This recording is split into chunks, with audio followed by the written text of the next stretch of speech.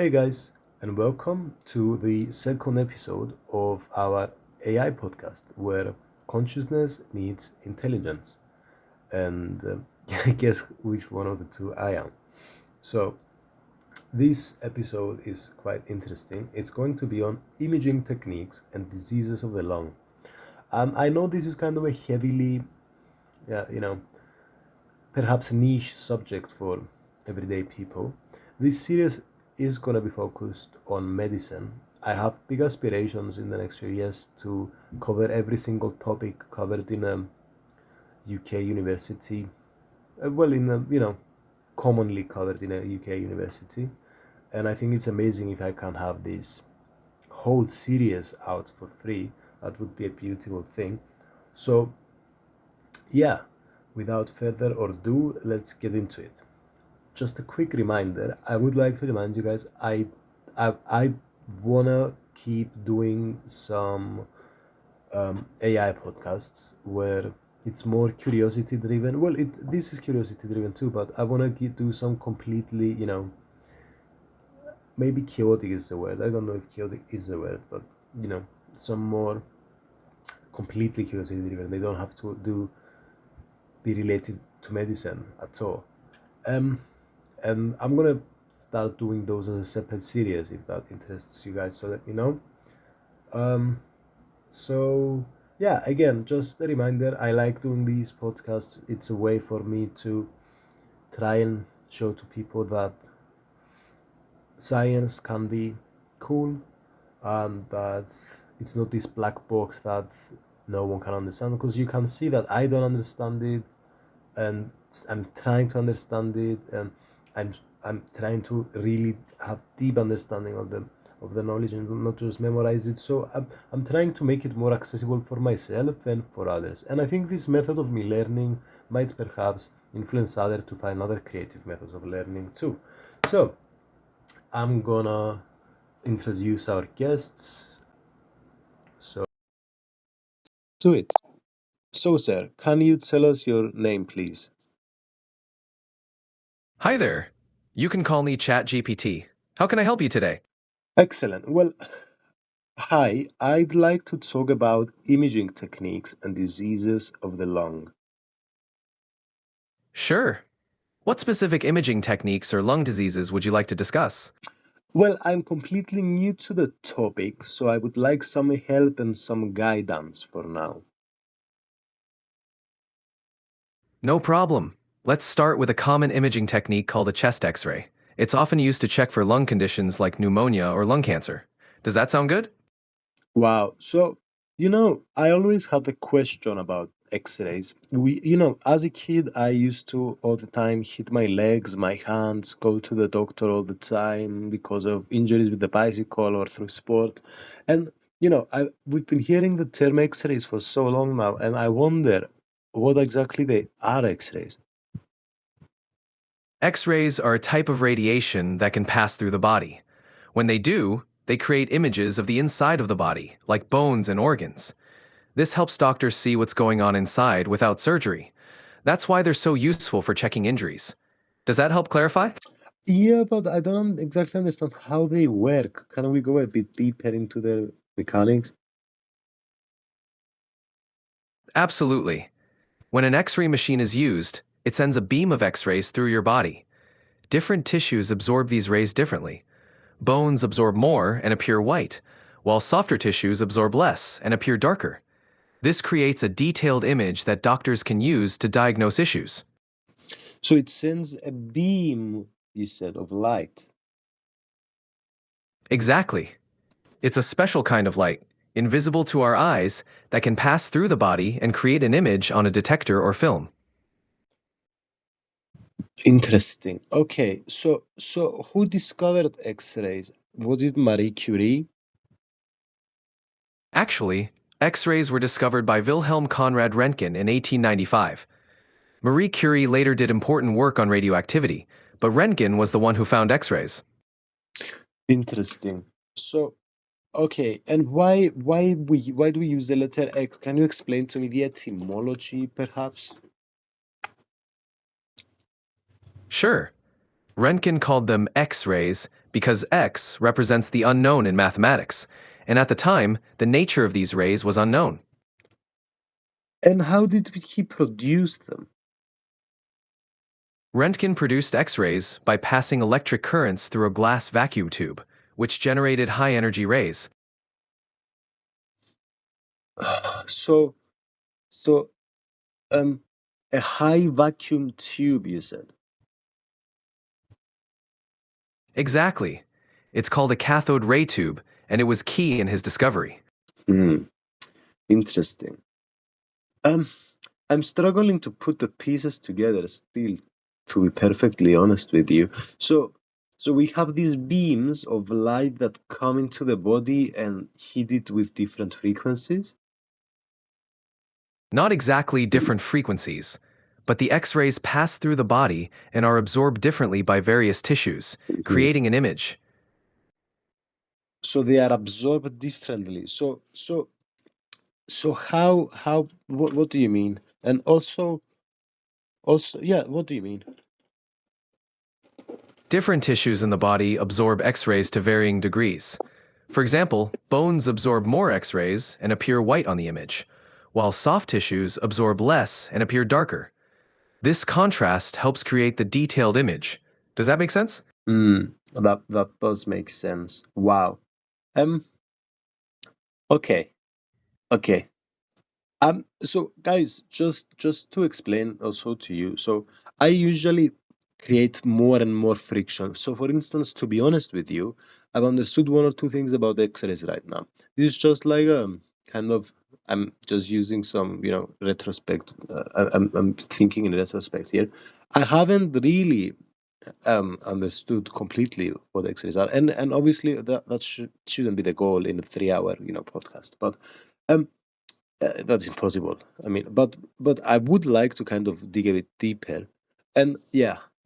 So honestly, dude, could you explain to me perhaps one or two more sentences? So up to now, I understand that X-rays are light beams that go through the body and they are absorbed in different amounts. But can we go a bit deeper? Sure. The key thing is that X-rays are a form of electromagnetic radiation. When they pass through the body, dense materials like bones absorb more, appearing white on the image. Less dense tissues, like muscles or lungs, absorb fewer X-rays, appearing darker. This contrast creates a detailed image, helping doctors diagnose conditions. Does that help clarify? Electromagnetic radiation. What's that? Electromagnetic radiation is a type of energy that travels in waves, like light. X-rays are one form, with very short wavelengths, allowing them to penetrate the body. Other forms include visible light, microwaves, and radio waves. Okay, interesting.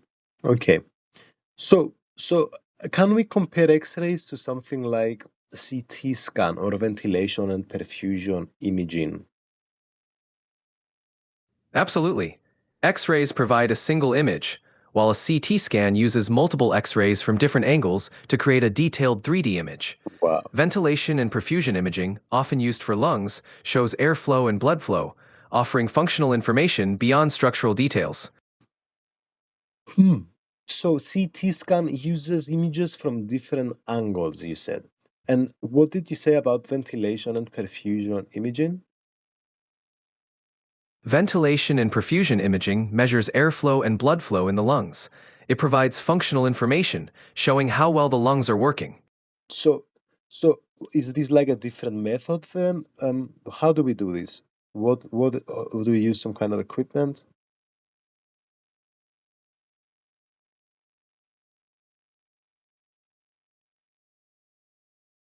Yes, it uses a special technique called a VQ scan. For ventilation, you inhale a harmless radioactive gas or aerosol, and for perfusion, a radioactive substance is injected into your bloodstream. Then, a Mm. scanner tracks. So what is sorry, I interrupted you, but what is this scanner?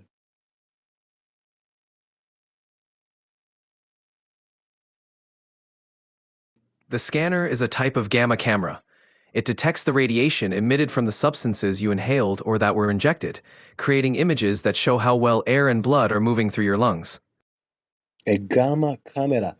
There's so much. So, guys, this is kind of what I'm. In uni, you'll notice that, and it's fair enough. Like, there's this heavy tendency to specialize. So they want you to just know a few terms that have to primarily do with a different subject. But but the thing is, I'm very bad at memorizing, and I think I consciously like object. Like, how do I say? Consciously don't agree with it.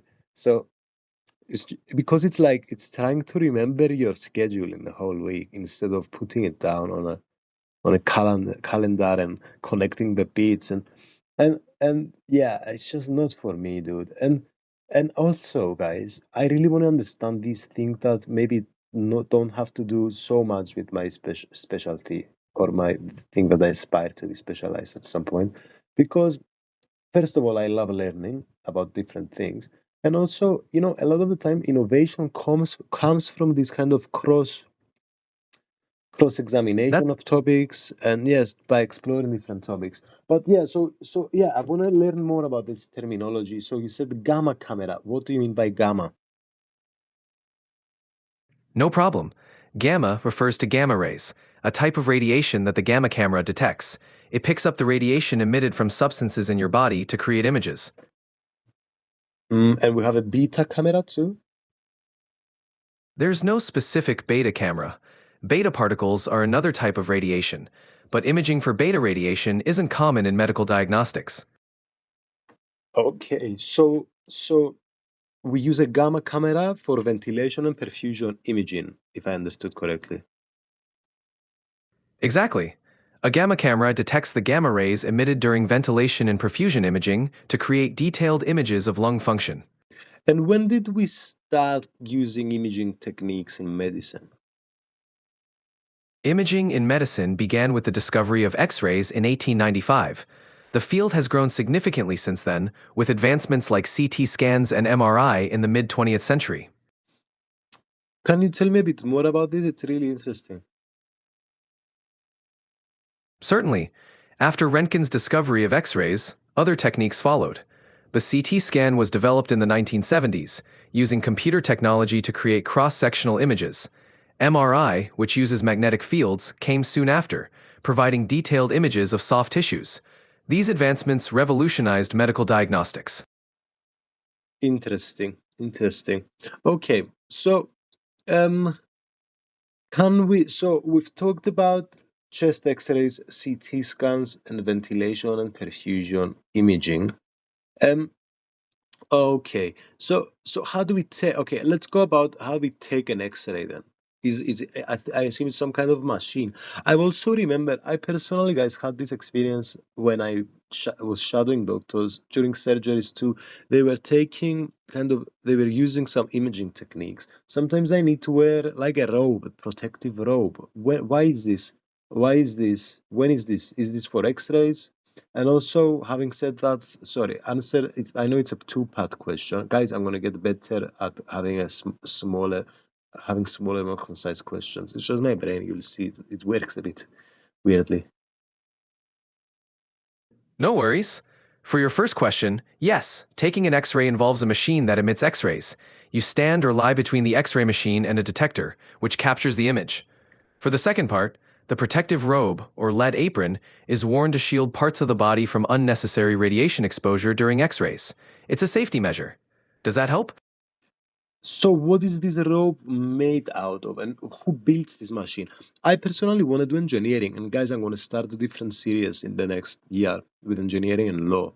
And yeah, so I want to know how these machines work slowly. The protective robe is made of lead, because lead effectively blocks X rays. As for the machines, they're built by specialized companies that design and manufacture medical imaging equipment. These machines work by generating controlled X ray beams to create detailed images of the body. Your interest in engineering could definitely lead to understanding how these machines work and even designing them.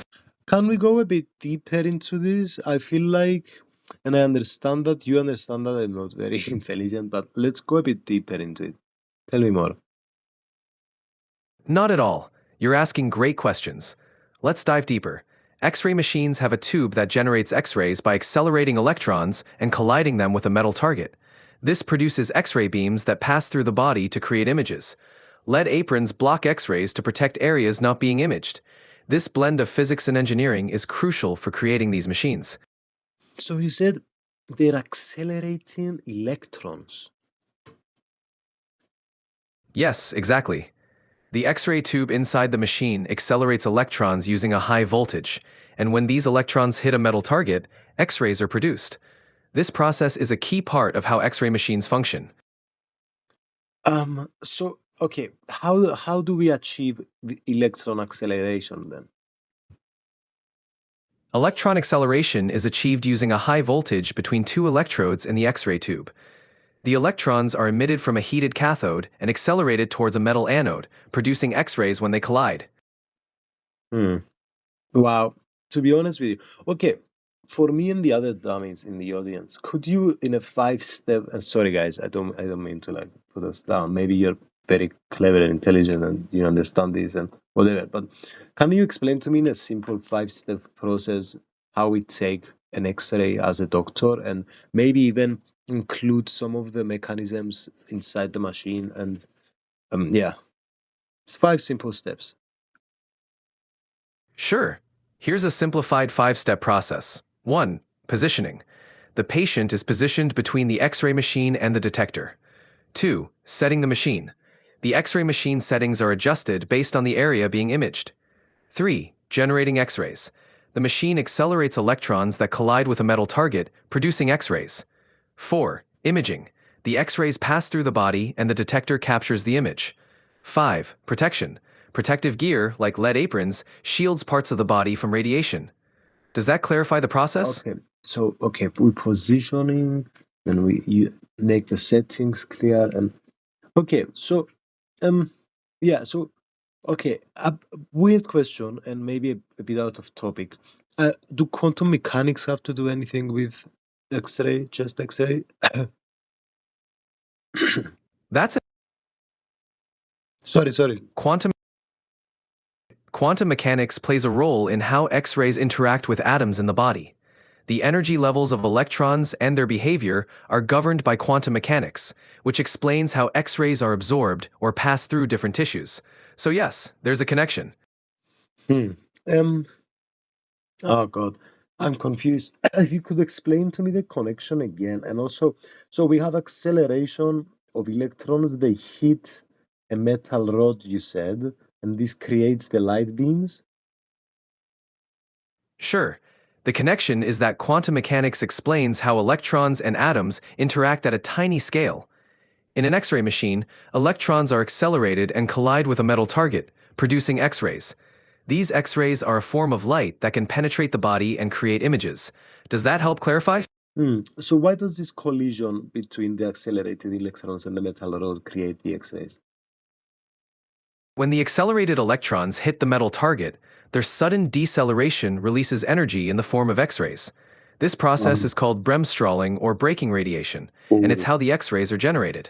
oh man, that was important information. Wow, I wish we could have known that earlier. Just kidding. Okay. So okay. So now, okay, let's say I have a problem with my chest and I go to the doctor and they take a chest x-ray for me. Okay, how do they assess it? The doctor will examine the X-ray image for any abnormalities. They'll look for differences in the density and structure of the lungs, heart, bones, and surrounding tissues. They'll interpret these differences to diagnose conditions like infections, fractures, or other issues. Okay, so what areas would they review? They'll review the lungs for any spots, fluid, or abnormal shapes. They'll also check the heart size and shape, the bones for fractures, and the diaphragm for any abnormalities. Additionally, they'll look at the tissues around these structures. What about the there's some words I really have struggled kind of I kind of know them, but I don't even know how to pronounce them sometimes. It's just by reading them, like the apices, APICES, the hyla. How do they examine that kind of thing? The costophrenic angle. Those are important areas. The apices are the tops of the lungs, and the hyla are regions where blood vessels and bronchi enter the lungs. The costophrenic angles are the spaces where the diaphragm meets the ribs. Doctors check these areas for any abnormalities like fluid, masses, or unusual shadows. Um, okay, I understand apices, okay, which is basically the opposite of a base, and because the top of the lungs is a bit narrower in kind of width, it's the apices, and then the base is on the bottom. Um, but what about the costophrenic angle? Explain the etymology of it to us too, perhaps, the semantics. Certainly, the term costophrenic combines costo, relating to the ribs, and phrenic, related to the diaphragm. Mhm. The costophrenic angle is where the diaphragm meets the rib cage. It's an Mm. important area to examine for signs of fluid buildup or other abnormalities. And this happens at T12, the last rib. The costophrenic angle is generally located lower, around the level of the diaphragm, which is roughly at the T10 vertebra. T- The T12 vertebra is just below the diaphragm. This area is key for assessing lung health. Wow, so the diaphragm sits between T10 and T12? Yes, that's correct. The diaphragm arches upward, with its highest point around T8, T10, and its lowest around T12. It And forms a dome shape. sorry. Is there Tell me. I didn't want to interrupt. no worries? The diaphragm's dome shape helps it function effectively in breathing. It contracts and flattens when you inhale, creating a vacuum that pulls air into the lungs. It's a key muscle for respiration. Okay. And I wonder then. Why did God or nature or evolution decide to, or all of them, decide to kind of, and we can go into those certain individual topics too, but why did they decide to put it there between these vertebrae? And if, and also explain to us and the audience in general, maybe if someone doesn't know what vertebra is. The vertebrae are the individual bones that make up the spine. As for the diaphragm's position, it's located between the chest and abdominal cavities to efficiently aid in breathing. Its placement at the lower part of the rib cage allows it to expand and contract the lungs effectively. It's a result of evolutionary adaptation to optimize respiration. Okay, let me ask you an evolutionary question now. Did we have different numbers of vertebra when, like, years and years ago, like, hundreds and thousands of years ago? The other question I would like to ask is, did the diaphragm change in size at all or location throughout these years? And what is its functions, like all of its primary functions? Yes, early human ancestors had variations in the number of vertebrae. Over time, this adapted to support bipedalism. The diaphragm's main function is aiding in breathing, but it also helps with other processes like vomiting and expelling waste. Its position and size have adapted over time to optimize these functions. Bipedalism, you said. Bipedalism refers to walking on two legs. Our spine adapted to support this posture. Does that clarify? Okay. And you said some other things about these functions. You mentioned vomiting. Yes, besides breathing, the diaphragm also helps in actions like vomiting, coughing, and even expelling waste by increasing abdominal pressure. It's quite versatile. So basically, the diaphragm is an assistant in regard to creating space when we need to inhale and exhale or removing space. Exactly. The diaphragm contracts to create space for inhalation and relaxes to push air out during exhalation. It's essential for efficient breathing. I see. I can find some funny analogies about this, but I feel a bit uncomfortable saying them on this podcast. Maybe next time. But yeah, um, okay, so can I ask another question? So, assessing heart size, how can I use this chest X-ray to assess heart size? You can assess heart size on a chest x-ray by comparing the width of the heart to the width of the chest. Normally, the heart should be less than half the width of the chest. If it's larger, it might indicate enlargement or other issues. Half the width of the chest, at least below half, you said. but half already sounds huge. I didn't know the heart. Like I've done some kind of diabetic dissections at my school, but I had no idea like it took that much space. It might seem surprising, but on an X-ray, the heart can appear relatively large. In reality, it's about the size of your fist. The chest X-ray gives a two-dimensional view, making the heart look larger. This helps doctors spot potential issues. Interesting. And is it perhaps because in this two-dimensional view, basically from this anterior angle, anterior means in front, by the way, right? The heart basically is nearly at its maximum length. Exactly. Yeah. The anterior Sorry. point may... No worries. The anterior view captures the heart at its widest, so it can appear larger than in real life. It's all about perspective.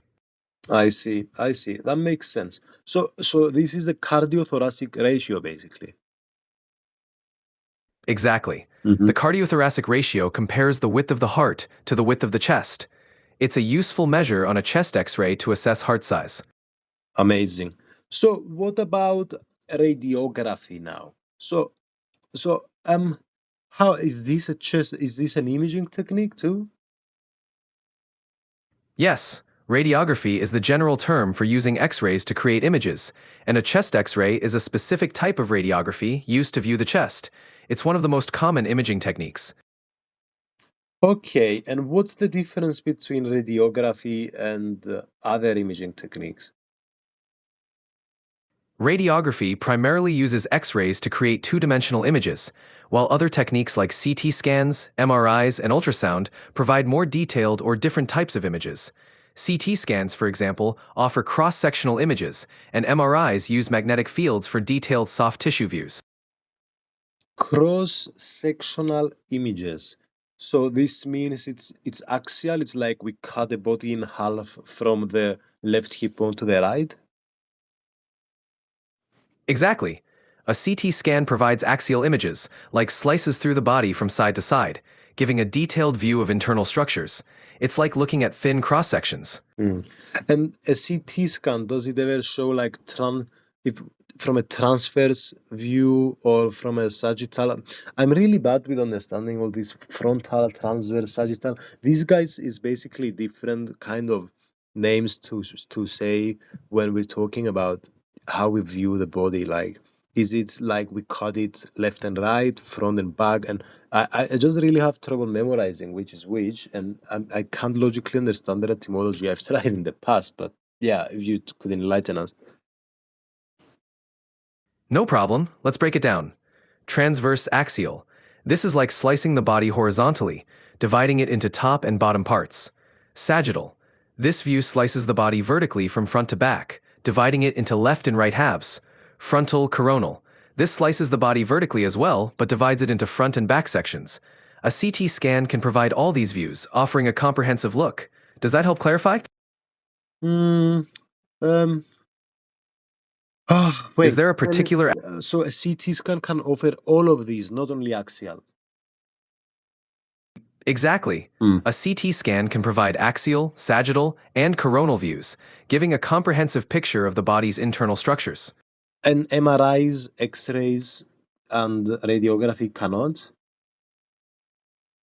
MRIs also provide multiple views like CT scans.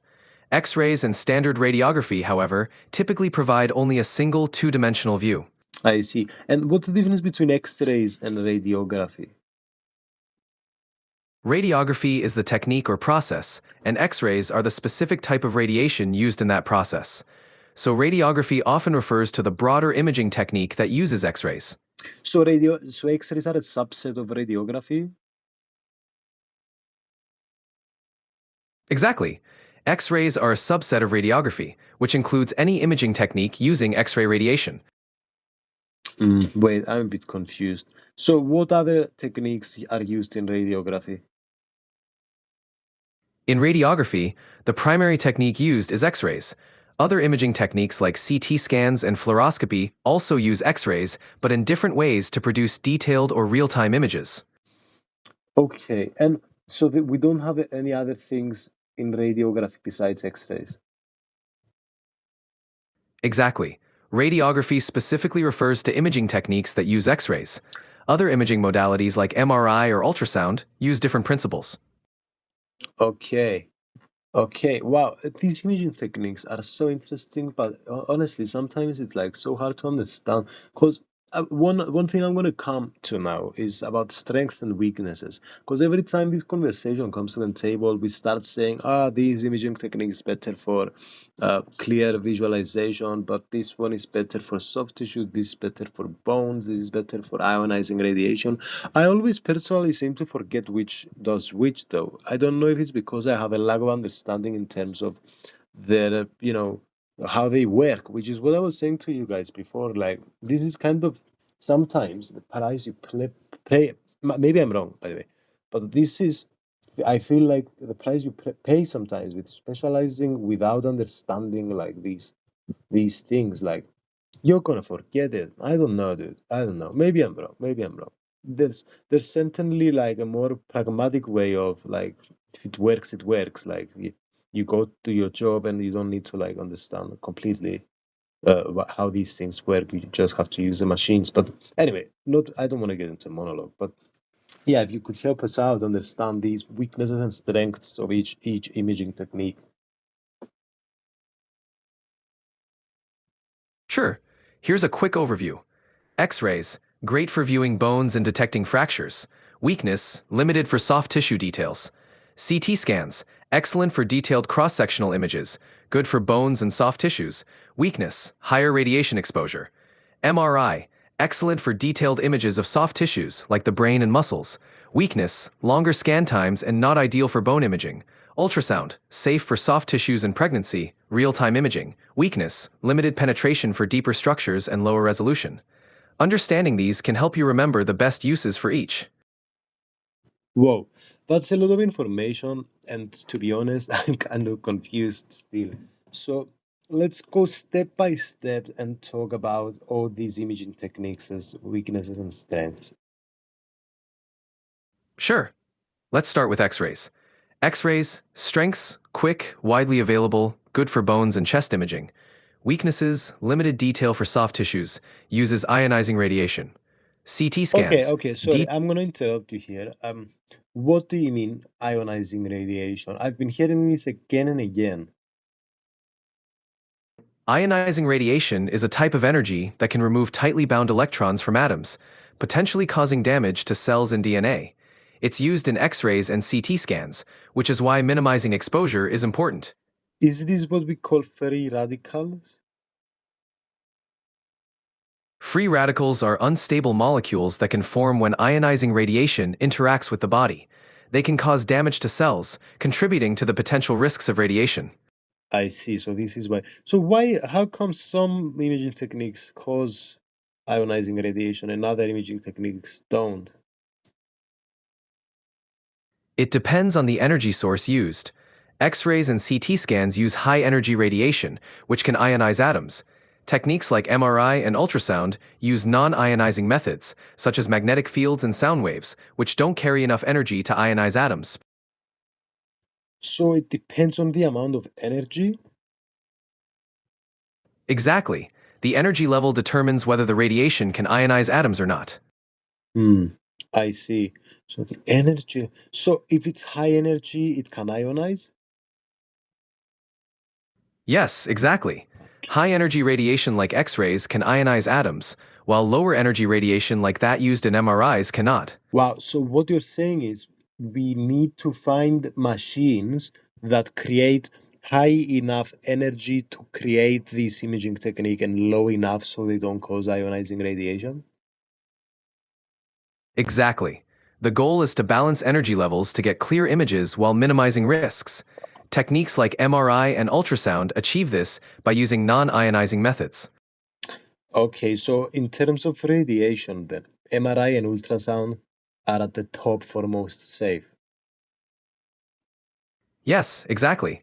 MRI and ultrasound are considered very safe as they don't use ionizing radiation.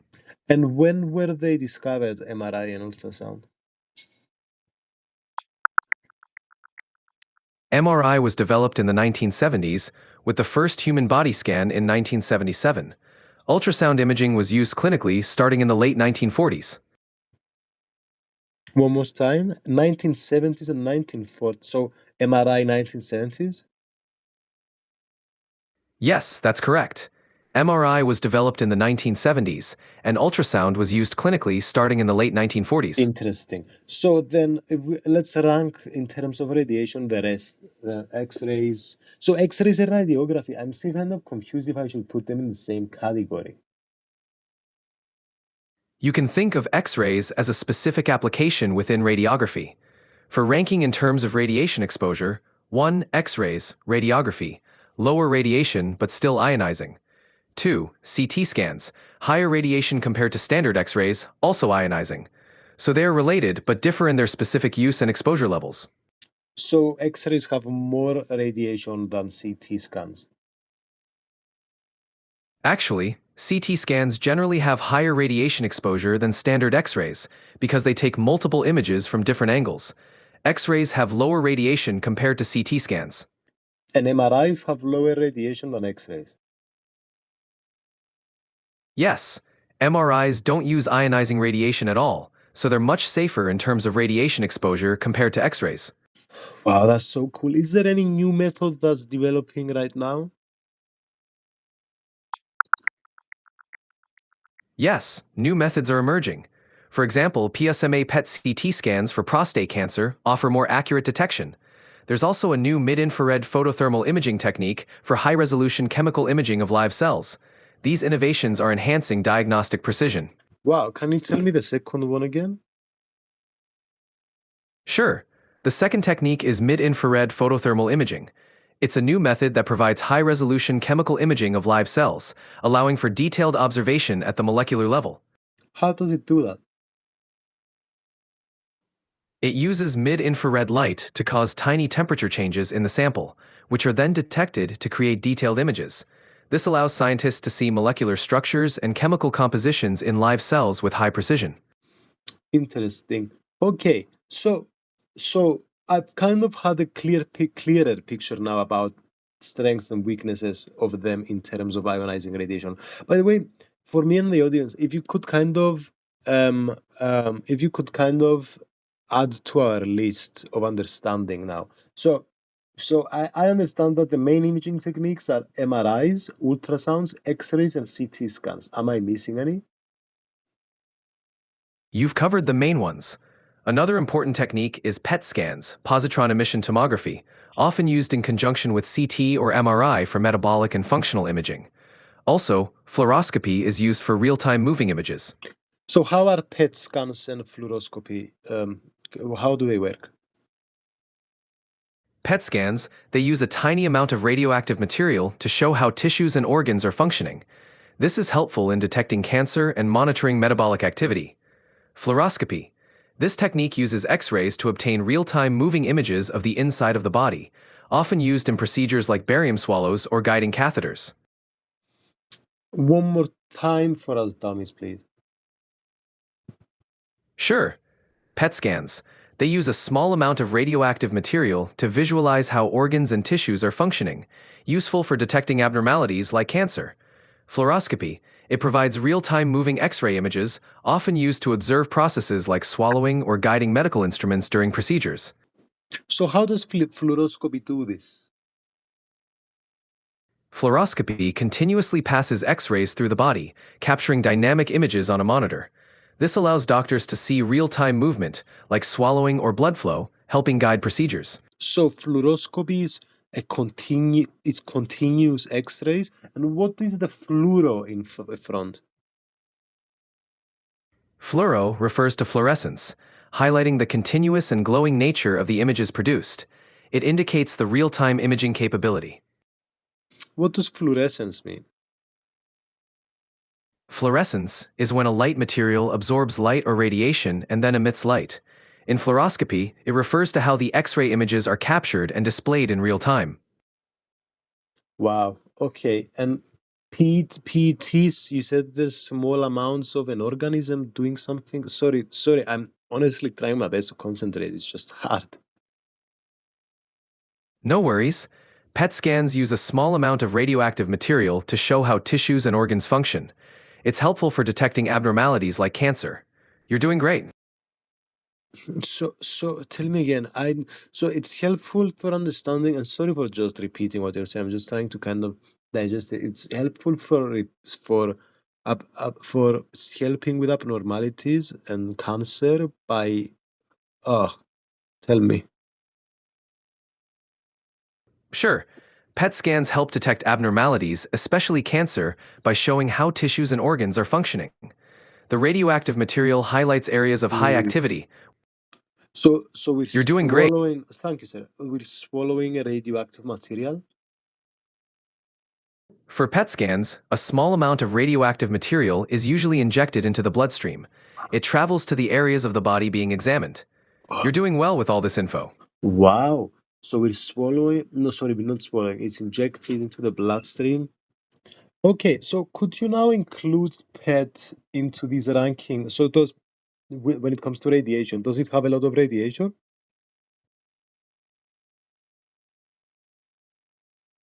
PET scans involve moderate radiation exposure, higher than standard X-rays but generally lower than CT scans. Mm, Here's a ranking in terms of radiation exposure.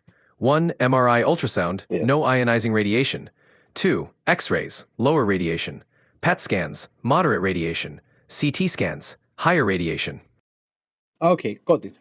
So what about what about spatial resolution, like especially bone and stuff like that?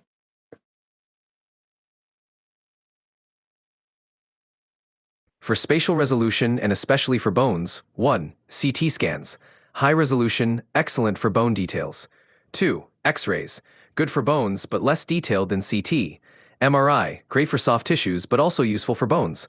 4. PET, lower spatial resolution, best for functional imaging. CT scans are usually the top choice for bone detail. Functional imaging means real-time continuous images.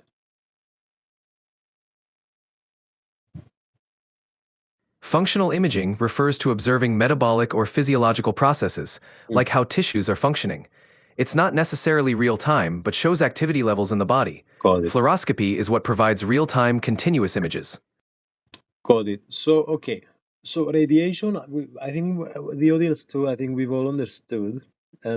So I don't want to. I know it's audience, but guys, we're part of a team.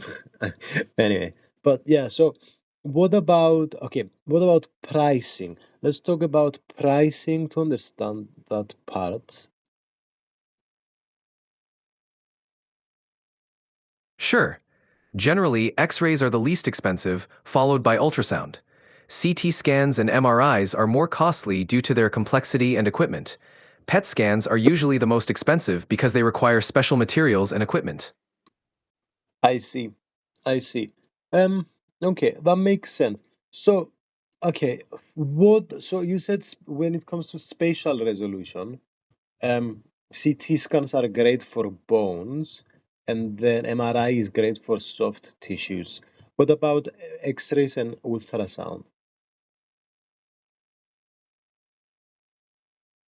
X-rays are good for viewing bones and detecting fractures, but they provide less detail for soft tissues. Ultrasound is excellent for soft tissues, especially in areas like the abdomen and during pregnancy, but it's not as detailed for bones. Got it. Okay, that's very interesting. So, I've heard some adjectives. So, I wonder. To be honest, I don't even know. Is it adjectives? For instance, projectional. I heard that radiography, the weakness is projectional. But I don't understand what it means.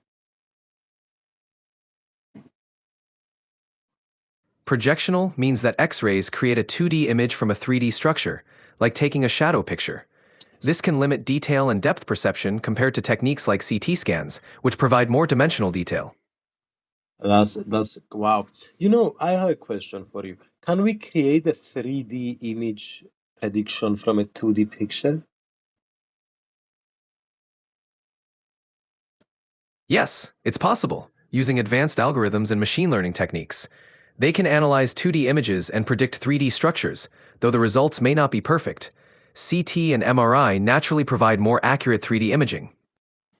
In a way, our senses might be doing the same thing.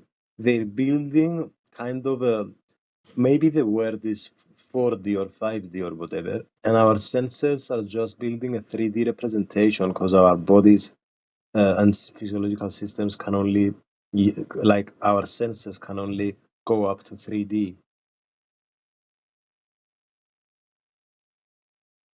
That's a fascinating way to think about it.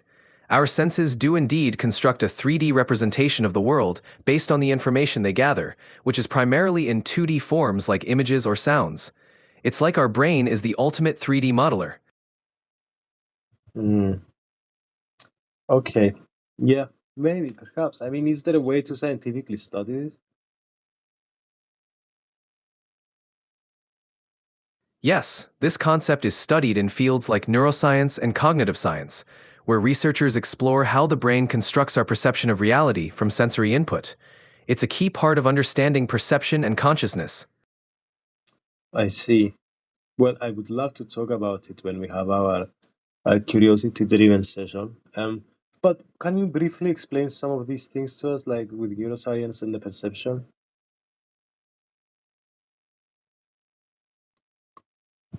Absolutely. Neuroscience studies how the brain processes sensory input to create our perception of the world.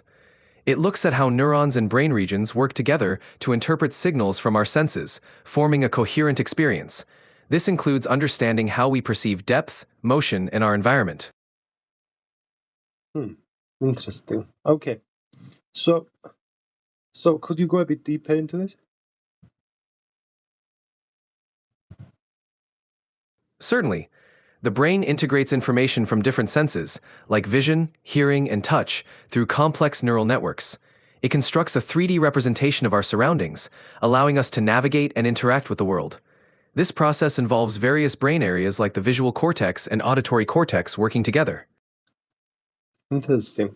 If I can go back to radiography and its friends, this is what we call them now, the imaging techniques, friends. So, why are X-rays so limited in terms of showing us soft tissue, and why are they cheap in comparison to, let's say, MRI?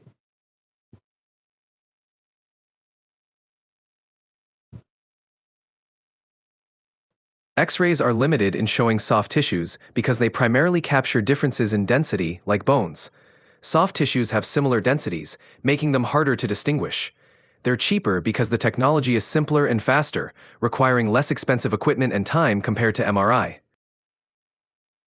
Okay, so okay, can you go a bit in depth again? I know I already asked you, but I'm kind of struggling to understand, and this is okay, guys, to struggle to understand.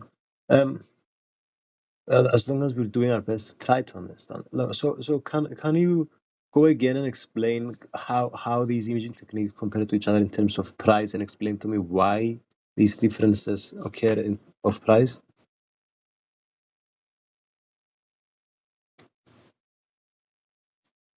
Sure, X-rays are cheaper because the technology is straightforward, using simple equipment and quick procedures. Ultrasound is also relatively inexpensive. It uses sound waves and doesn't require complex machinery. CT scans and MRIs are more expensive because they involve advanced technology and longer imaging times. PET scans are the most costly, requiring special radioactive tracers and complex equipment. The differences in cost are mainly due to the complexity, time, and resources needed for each imaging method. Um, I'm a bit confused, dude. I can't lie. Um, I would love some help. No worries, in simple terms, X-rays are less expensive because they use straightforward, quick technology. Ultrasound is also relatively low cost, using sound waves. CT scans and MRIs cost more due to their advanced technology and longer imaging times. PET scans are the priciest because they need special radioactive tracers and complex equipment. Does that help clarify? Yeah, okay, that gives me a general understanding, but it doesn't really answer the question for me. Like, what makes them expensive? What type of equipment? Is it the rarity of the equipment, the complexity of putting it together? What kind of equipment is this that it's so hard to create? The higher cost of CT scans, MRIs, and PET scans comes from complex machinery. These machines are sophisticated and require advanced technology. Specialized construction. Building them involves precision engineering and specialized materials. Maintenance and operation. These machines need regular maintenance and skilled technicians to operate them. In contrast, X-rays and ultrasounds are simpler, making them less costly. Okay, can you talk a bit more specific about it?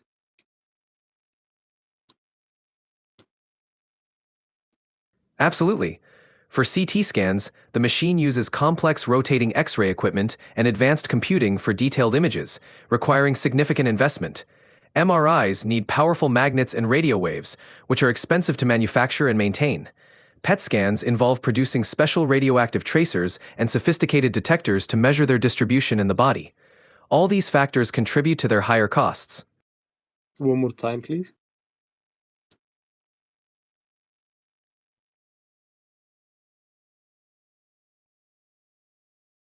Of course, CT scans use advanced rotating X-ray equipment and powerful computers, which are costly to produce and maintain. MRIs require large, powerful magnets and complex technology for imaging, making them expensive. PET scans need special radioactive tracers and sophisticated detectors, adding to the cost. Each of these imaging methods involves intricate and expensive equipment. That makes sense. That makes sense. So, okay, this is something slightly different, but on the same topic. Um, what about if I'm a radiologist, how do I measure things? What do I view? I understand we have a machine that takes X-rays, but what do I measure? Air? Do I measure gas? What? How do I? You know? Yeah. How do we measure things? Radiologists measure tissue density differences using imaging techniques. X-rays and CT scans display denser structures like bone as white, while less dense structures like air appear darker. They focus on these contrasts to diagnose conditions by measuring the size, shape, and density of organs and abnormalities. Does that help clarify? Interesting. So let me ask you a question. Can you explain to me this? So semantics, I understand, is the study of words. But what is its difference with etymology? Because I want to know the etymology of radiologist. Semantics is the study of meaning in language, including words and sentences. Etymology, on the other hand, focuses on the origin and historical development of words. For radiologist, the etymology comes from radio, relating to radiation, and logist, meaning a specialist. So, a radiologist is a specialist who uses radiation for imaging. Does that make sense? Yeah, that makes sense. So tell me again about a radio and where does it come from? And is it like correct if I ask someone what's the semantics of radiology? The radio in radiology comes from the Latin word radius, meaning ray or beam, reflecting the use of radiation or X-rays. Asking about the semantics of radiology means inquiring about its meaning and the concepts it covers. It's correct to ask someone about the semantics if you want to understand how the term is used and interpreted. Interesting. Interesting. So if I ask you what's the semantics of radiology, what does it mean? And answer to me the question too. Asking about the semantics of radiology means you're exploring what the field encompasses, such as the use of imaging technologies like X-rays, CT scans, and MRIs to diagnose and treat diseases. It covers how radiologists interpret these images. So, when you ask about the semantics, you're delving into the meaning and scope of the field. Interesting, interesting. So, if I ask you about radio, when I was younger and up to now, I thought that radio is a thing we have in the living room and we listen to music and stuff. How is it suddenly in medicine? That's a great observation. The word radio is used in different contexts. In radiology, it refers to radiation, which is used for imaging in medicine. In the context of a radio in your living room, it refers to radio waves used for broadcasting audio. The root radio comes from the Latin radius, meaning ray or beam, which is why it's used in both contexts. Okay, interesting. So beam basically ray. Okay, interesting. So do radios in my living room use a beam too? Yes, in a way. The beam in this context refers to radio waves, which are a type of electromagnetic wave. When you listen to the radio in your living room, you're receiving these waves, which carry the audio signal from the station to your device. So it's a different kind of beam, but the concept is similar. Interesting. Okay. Okay, so let's go back to the radiologist's view. So they measure tissue densities. What about air and gas, fat, water? Do we measure these things too to understand kind of to discriminate between to understand the pictures? Absolutely. Radiologists use imaging to measure and differentiate between various tissue densities. Air appears darkest on X-rays, while fat, water, and soft tissues appear in varying shades of gray.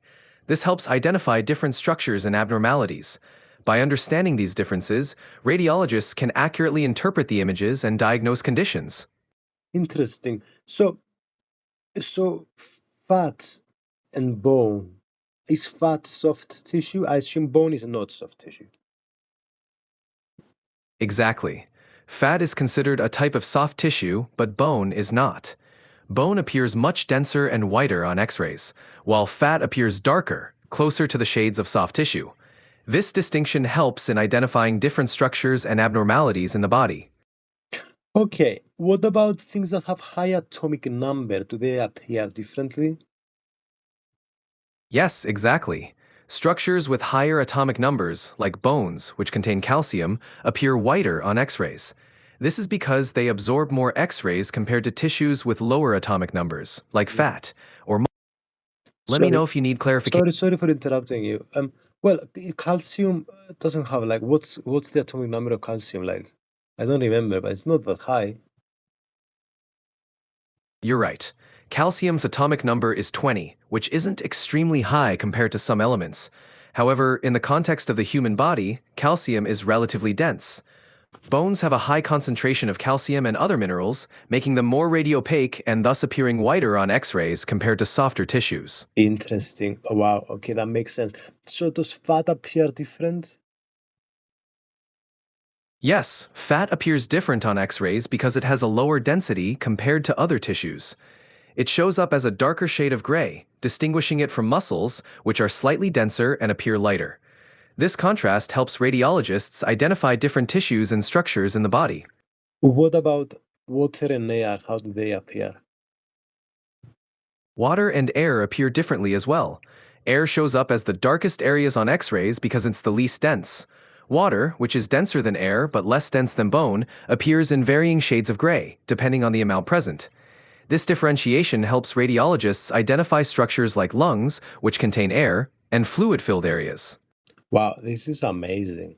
So if I had a grape in a cup of air, the grape would appear whiter than the air. Exactly. The grape, being denser than air, would appear in a lighter shade of gray compared to the surrounding air, which would be dark on an X-ray.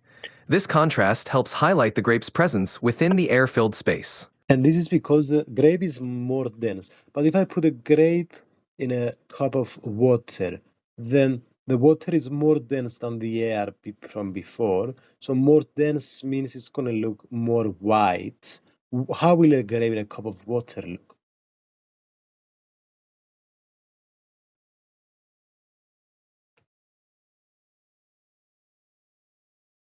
In a cup of water, the grape would still appear as a lighter shade of gray compared to the water. Since water and the grape have different densities, the grape would stand out. However, the contrast would be less pronounced than in air, as water is denser than air, but still less dense than the grape. Yeah, that makes a lot of sense. Okay, okay. So I'm getting a better understanding now of how things appear and why. It's the difference in densities. What about things like pulmonary arteries and veins? How do they appear? For instance, also the bronchi, the primary bronchi and bronchioles. So, by the way, guys, I'm sorry. I've introduced some terms, and I hope you guys understand them. For instance, atomic number and stuff like that. I can't really go through right now. It's going to take a long time if we go through with what pulmonary arteries are, etc., etc. I'm sure, though, we can go through them at some point if you guys want to. And It's a shame I haven't started this series earlier because, when I started this a few months ago by myself, it was something that I was actually asking because I had no clue. And I went to the etymology of what the pulmonary artery is. And apparently, artery basically comes from like something that's air and empty. They thought it was empty because when dissections started like hundreds of years ago, and they were opening the body and they used to see air, so they didn't think that it was full of fluid. It's so interesting.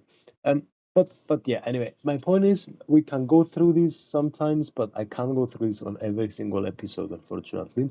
But if you guys are interested, I'm really happy in doing that kind of thing. Perhaps when because I wanna, as I said, and sorry for this small parenthesis, it's good so though, like I wanna create the whole medical degree of a UK university, of a university in the world. I wanna have basically all the topics that are usually covered in a degree in the next years. So yeah, I mean, if hopefully I can cover these things throughout different episodes, especially the first ones. But yeah, so let's go back to our questions. How do pulmonary arteries and bronchi look um, in radiography?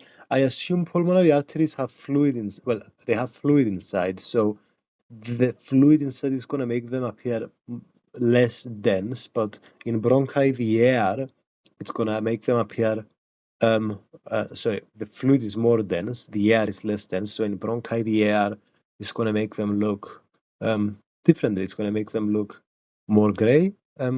Please correct me if I'm wrong. You're on the right track. In radiography, pulmonary arteries contain blood, making them denser than air-filled structures and appearing lighter on X-rays. The bronchi are air-filled, so they appear darker, but the walls and surrounding tissues give them some structure in the image.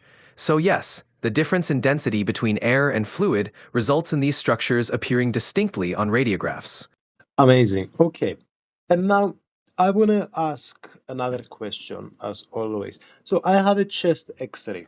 It's and let's say I can see it. I can actually see a chest X-ray right now, guys. Let me know if you want, and I can actually start uploading these on the video. But yeah, so talk to me about what I should be looking at. I can see we've got ribs, we've got the diaphragm, I can see the esophagus. I think I can see the trachea, the clavicle, and I can see the heart in the middle. And as you said before, it seems like it's not. If we see the cardiothoracic ratio, it seems to be smaller than half, like you said. Um, what else am I supposed to be looking at? I can see a lot of white in the middle. Could I be able to identify pulmonary veins, arteries? Could I be able to identify the arch of the aorta and other blood vessels like that, perhaps? Yes, on a chest X-ray, you're looking at several key structures. Here's a quick guide. Ribs and clavicles, you can see the outlines of these bones. Diaphragm, this appears as a curved line at the bottom of the lungs. Heart, located centrally, the cardiothoracic ratio can help assess heart size. Lungs, the darker areas represent air. Look for any unusual white patches. Pulmonary arteries and veins, these may be faint but can often be seen branching from the heart into the lungs. Aorta, the aortic arch can sometimes be seen as a prominent structure curving over the heart. Identifying these structures takes practice, but these are the main elements to focus on when reading a chest X-ray. Interesting. Yeah, I've never thought about it literally till now that this is why the lungs are more black. Okay, well, so white patches. You mentioned white patches in the lungs. So would that indicate some kind of problem? Yes, white patches in the lungs on an X-ray can indicate various issues. They might suggest fluid accumulation, infections like pneumonia, or other conditions such as tumors. The normal lung tissue appears darker because it's filled with air, so any white patches stand out and may indicate an abnormality that needs further investigation. Okay, so can you suggest some abnormalities? And you also mentioned the aorta. I can see a curve in the left side, which is mirrored, by the way, guys, in the picture. So it would be the right in a way for our eyes. So could you explain that? Sure, that curved structure on the left side of the image is indeed the aorta. The aortic arch curves from the heart and goes down the left side of the body. On an X-ray, it appears as a prominent curve, and you can often see its outline as it contrasts with the surrounding tissues. This arch is a key landmark and helps in identifying the heart's position and other major blood vessels. Okay. And what about the other blood vessels? I'm having trouble locating pulmonary veins and arteries and other things. That's understandable. The pulmonary arteries and veins can be more challenging to distinguish. They appear as branching structures extending from the heart into the lungs. These vessels are usually seen as faint white lines against the darker background of the lungs. It takes practice to identify them clearly, but focusing on the central area where they originate from the heart can help. Over time, you'll get better at spotting these subtle details. Wow, could you help me out? I have a chest X-ray, as I said, guys. Could you help me out, perhaps, identifying these things? I'd be happy to help you identify structures if you upload an image of the X-ray. Let me know if you'd like to do that. Um, well, maybe if you just could help me out, kind of, figure out some landmarks in that I could be following or something like that. Certainly. Here are some key landmarks to help you navigate a chest X-ray. First, ribs. These appear as curved lines around the edges of the chest and help orient the sides. Clavicles. These are horizontal bones at the top of the chest, forming a rough boundary for the lung apices. Diaphragm. This is a dome-shaped line at the bottom of the lungs, with the right side usually higher than the left due to the liver. Heart. Located in the center, it extends more to the left side. 5. Lungs. These appear as large, dark areas. Look for the branching patterns of bronchi and blood vessels. 6. Aortic arch. This appears as a prominent curve on the left side of the chest. The trachea. This is a vertical dark line in the midline leading to the bronchi. Focusing on these landmarks will help you better interpret chest X-rays. Could you help me find some landmarks for the blood vessels? Also, I can see above the lungs there's these two black circles. What are those? The two black circles you see above the lungs are likely the air-filled trachea and possibly the bronchi. These appear darker because they're filled with air. For the blood vessels, 1. Pulmonary arteries and veins, these branch from the heart into the lungs and can be seen as faint white lines extending outward. 2. Aortic arch. This appears as a curved white structure on the left side. Look for these branching patterns and the prominent curve to identify the major blood vessels. You know what? I can slowly start seeing the lines, for instance, around the aortic arch area and also around the heart. You're right. Is there any specific ones that are, is it, for instance, guys, so you just, I'm sure a lot of you know, like, the aortic arch, the aorta, we have the ascending aorta, we have the descending aorta, and we have the aortic arch, and different things will branch of it. For the ascending aorta, well, ChatGPT can even tell it better than us, but yeah, in the ascending aorta, we have the the coronary. You see, I shouldn't be talking, ChatGPT should be talking, but we've got the coronary arteries and the left and the right. And then we've got the aortic arch and we've got the subclavian artery, we've got the left common carotid artery, and we've got the brachiocephalic trunk. And my point is, could we identify these specific blood vessels? Also, correct me if I've said anything wrong with ChatGPT. You've got it mostly correct. The ascending aorta gives rise to the coronary arteries. The aortic arch branches into the brachiocephalic trunk, which further divides into the right subclavian artery and the right common carotid artery, the left common carotid artery, and the left subclavian artery. On a chest X-ray, identifying these specific vessels is challenging, but you might see their paths or where they branch. They typically appear as faint lines or shadows extending from the aortic arch. Over time, you can get better at distinguishing these landmarks on radiographs. Interesting. So, okay, this makes sense. So, okay, if we go back, because I've been looking at this chest X-ray for a while, if we go back to the comparison between CT scans, MRIs, and X-rays, etc. Um, So will CT scan show greater detail than these X-rays? For instance, when it comes to soft tissues, when it comes to blood vessels, when it comes to stuff like that?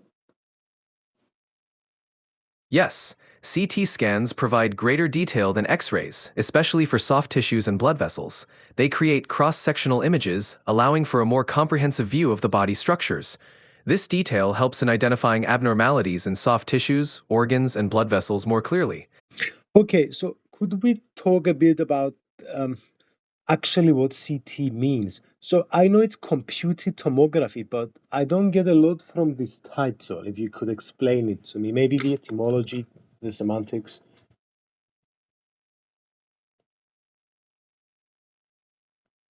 Certainly, computed tomography, CT, comes from computed, refers to the use of computers to process data. Tomography, from the Greek words tomos, meaning slice or section, and graphia, meaning writing or recording. So, computed tomography means creating detailed cross-sectional images or slices of the body using computer processing. This method allows for detailed visualization of internal structures. Yeah, that makes complete sense now. Okay, so why I'm hearing a lot about they have limited soft tissue contrast, and I wonder why. The limited soft tissue contrast in X-rays is because they primarily highlight differences in density. Bones, which are dense, appear white, while soft tissues, which are less dense, appear in shades of gray. This makes it harder to distinguish between different soft tissues, as their densities are similar. CT scans and MRIs provide better soft tissue contrast because they can differentiate tissues based on more than just density, such as water content or specific tissue characteristics. So they have more variables to distinguish between the tissues, the other machines. Exactly. CT scans and MRIs use additional variables like differences in water content, tissue composition, and other properties to create more detailed and contrasted images. This allows them to better differentiate between various soft tissues and organs. But MRI's ability to differentiate between soft tissue is better than CT's, and I wonder why. MRI's superior ability to differentiate soft tissues comes from its use of magnetic fields and radio waves. These interact with hydrogen atoms in the body, which are abundant in water and fat. This interaction provides detailed contrast between different types of soft tissues, making MRI particularly useful for brain, muscle, and other soft tissue imaging. I see. I see. Fair enough. So, uh, I, can you explain it a bit further? Sure. MRI works by using a strong magnetic field to align the hydrogen atoms in your body. When a radio frequency pulse is applied, these atoms are knocked out of alignment. As they return to their original positions, they emit signals that are used to create detailed images. Different tissues emit different signals based on their hydrogen content and other properties, resulting in high contrast images. This method is particularly effective for soft tissue differentiation. I can't lie, dude. I feel that I'm kind of lost. No worries, it can be a bit complex. Let's break it down. MRI uses a magnetic field and radio waves to create images. The magnetic field aligns hydrogen atoms in your body, and when the alignment is disturbed by a radio pulse, they emit signals as they return to normal. These signals are used to create detailed images, especially useful for soft tissues. Does that help clarify things a bit? A bit, but why is this a better way to understand the soft tissue contrast? It's better for soft tissue contrast because different tissues respond uniquely to the magnetic field and radio waves. MRI can highlight variations in water content and tissue composition, producing clearer, more detailed images. This helps distinguish between different types of soft tissues more effectively than other imaging techniques. Does that make sense? Hmm. Well, I know It's to- people that are going to be listening to this might get annoyed with me for how long I've been sticking to it, especially if they understood it earlier, but I haven't, and I want to understand. It's completely okay to take your time to understand complex topics. Everyone learns at their own pace, and it's great that you're asking questions to get a clear picture. If there's anything specific you'd like to focus on, or if you'd like an analogy, just let me know. Well, perhaps, yeah, perhaps if you could explain it simpler to me, like I was a kid.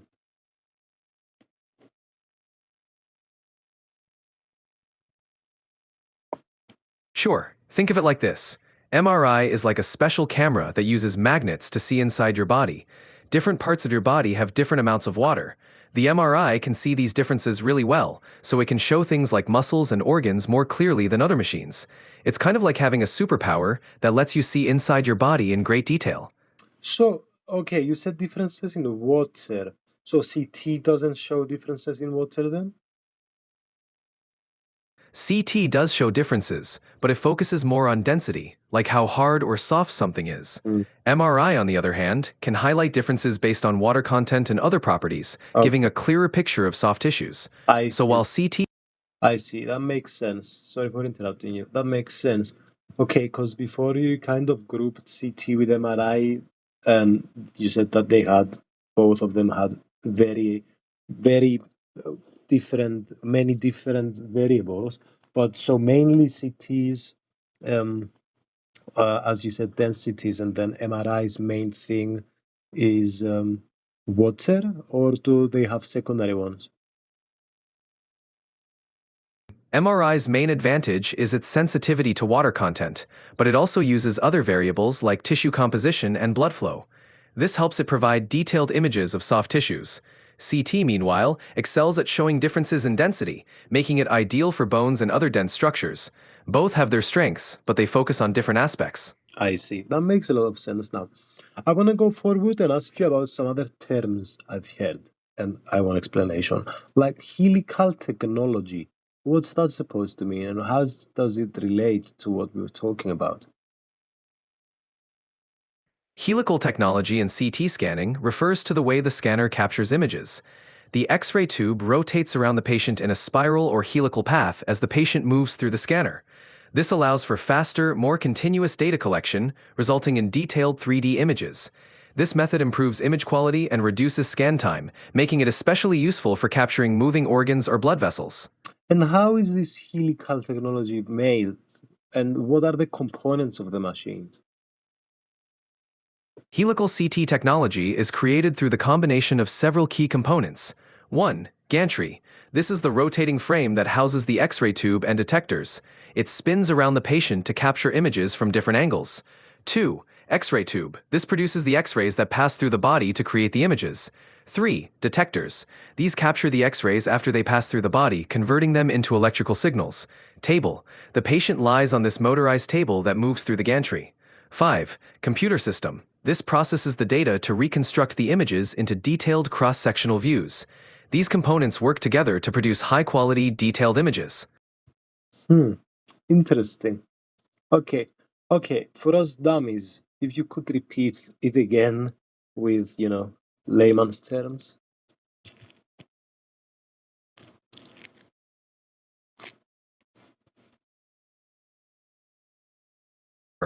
Imagine a helical CT scanner as a big donut with a spinning X-ray machine inside. The patient lies on a table that moves through the donut. As the X-ray spins around, it takes lots of pictures in a spiral pattern. These pictures are then put together by a computer to create detailed images of your body. It's like slicing a loaf of bread into thin pieces to see each layer clearly. I see. Okay, interesting. So the slicing, so it rotates, and then the slicing of the pictures and the fact that we get cross-sectional pictures occurs because of. Yes, exactly. The rotation and movement of the X-ray machine around the body capture many images from different angles. The computer then combines these images to create detailed cross-sectional slices of the body, allowing doctors to see inside without actually cutting. This slicing effect is what gives us the detailed 3D view, like looking at thin slices of bread. Okay, but why does this 3D view give us the appearance of slicing through bread analogy?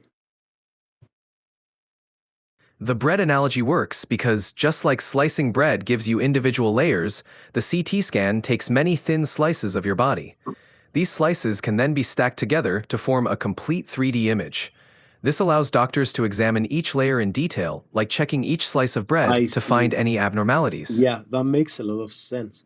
So, okay, let's go back to the big picture of the chest. Let's say I have a CT of my thorax, and then and what will I be seeing? On a CT scan of your thorax, you'll see lungs, detailed views showing airways, blood vessels, and any abnormalities. Heart, clear images of the heart's structure and surrounding vessels. Blood vessels, like the aorta and pulmonary arteries, visible in great detail. Bones, rib cage, spine, and sternum. Soft tissues, muscles, fat, and other tissues. It's like having a detailed map of everything inside your chest. And how many slices do I have?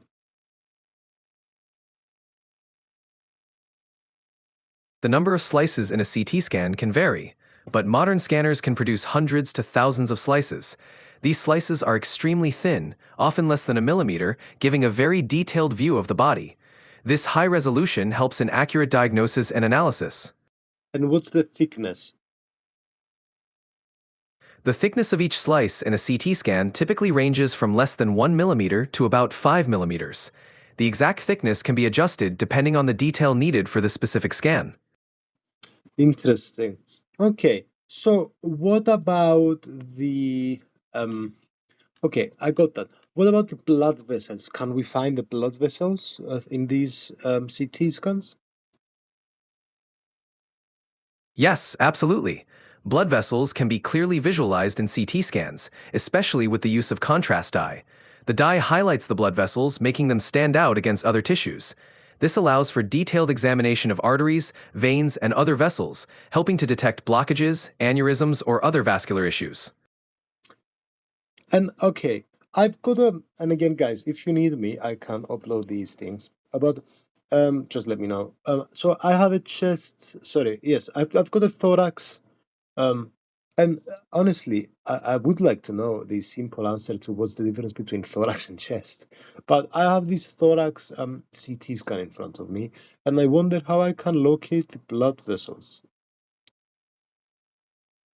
The thorax and chest are often used interchangeably, but thorax is a slightly more anatomical term including the chest cavity and its contents. To locate blood vessels on your CT scan, 1. Aorta. Look for a large round structure near the heart, often in the center.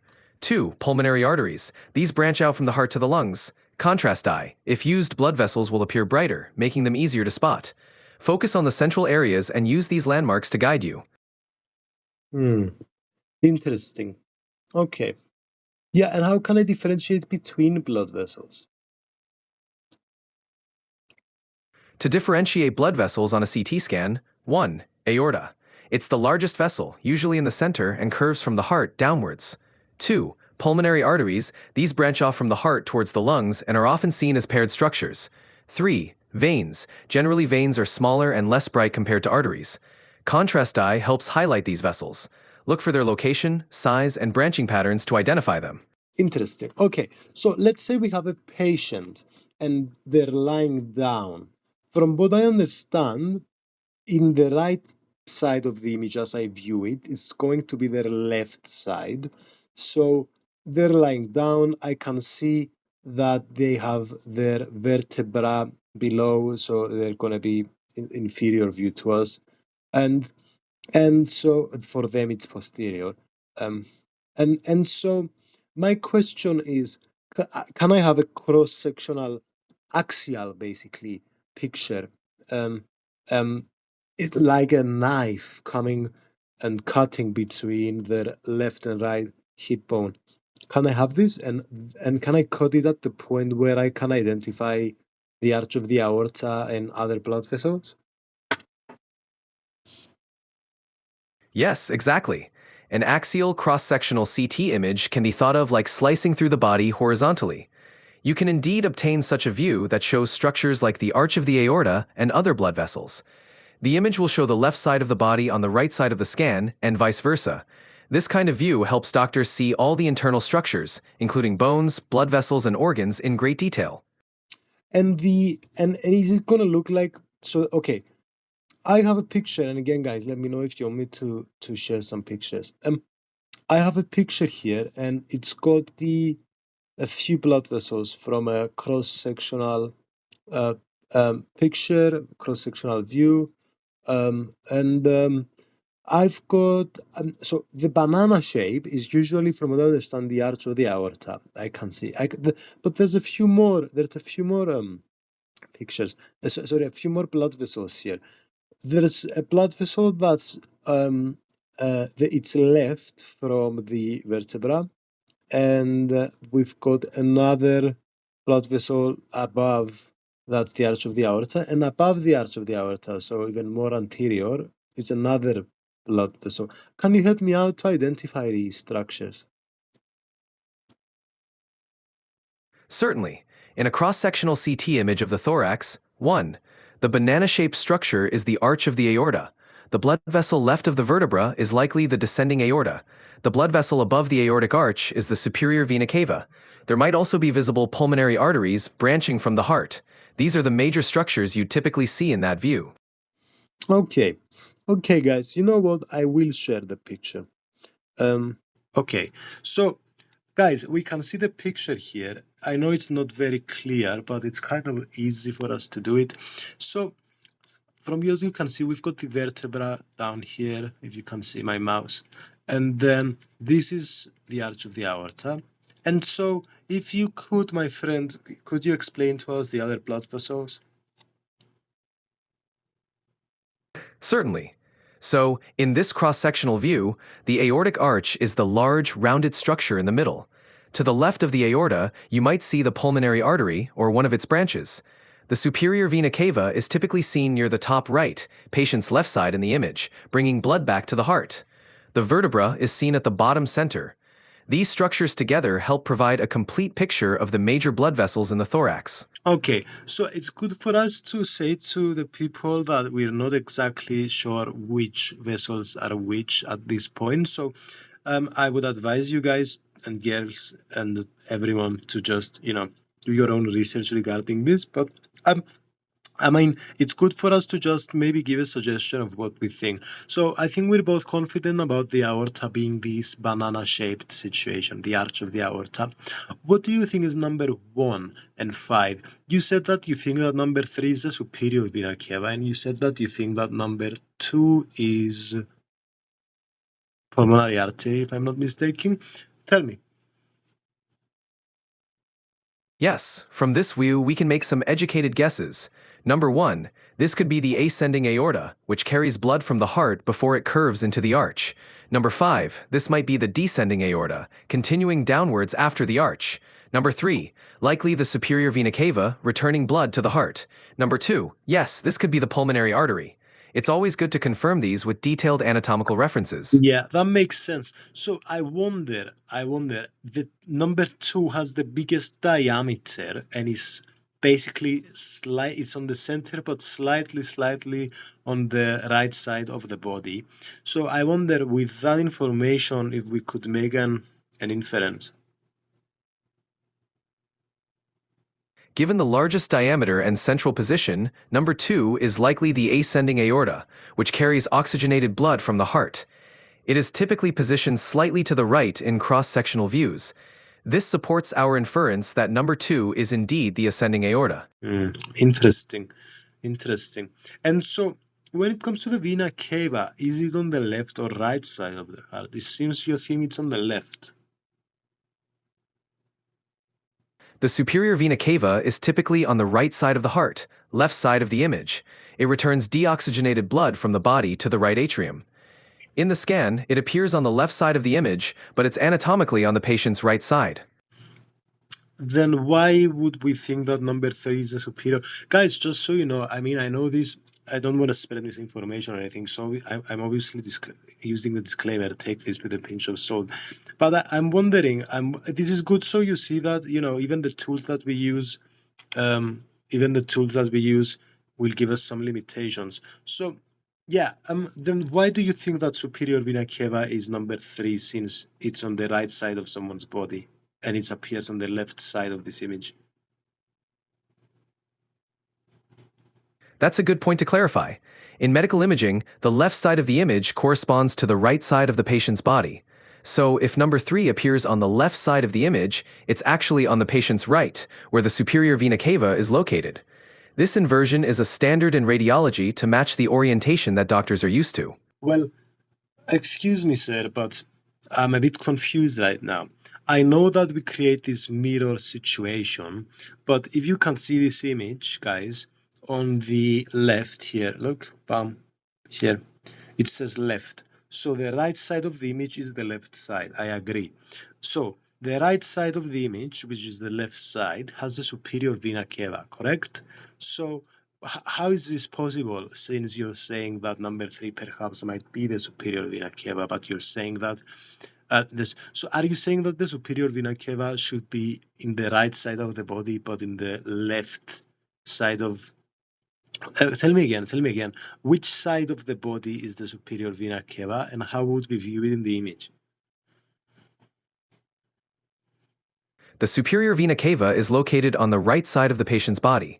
On a CT image, this would appear on the left side of the image due to the mirroring effect.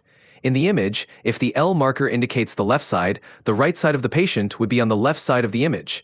Number 3 appears to be on the right side of the image, which suggests it might be a different structure.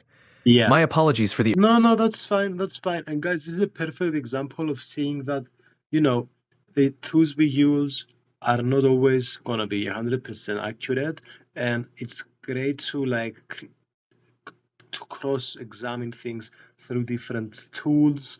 And yeah, so this is amazing. But yeah, anyway, thanks for the help for the image. Let's go forward to something else. Yes, so let's get back to something slightly different but in the same realm. Can we talk about lobar anatomy? I understand that the lung. So, does this have to do with the lungs' lobes? Yes, exactly. Lobar anatomy refers to the structure of the lungs divided into lobes. Each lung has distinct lobes. The right lung has 3 lobes, upper, middle, and lower. The left lung has 2 lobes, upper and lower, with a smaller middle section called the lingula. Understanding these lobes helps in diagnosing and treating lung conditions. I also know that um we have oblique fissure and a horizontal fissure on the right lung, and we have only one kind of fissure on the left. Yes, that's correct. The right lung has both a horizontal or transverse fissure and an oblique fissure, creating 3 lobes, upper, middle, and lower. The left lung has only an oblique fissure, dividing it into 2 lobes, upper and lower. This difference is due to the space needed for the heart on the left side. And let me ask you a question. Why do we call it oblique? It's called the oblique fissure because of its slanting orientation. Oblique means angled or slanted, and this fissure runs diagonally across the lung, separating the lobes.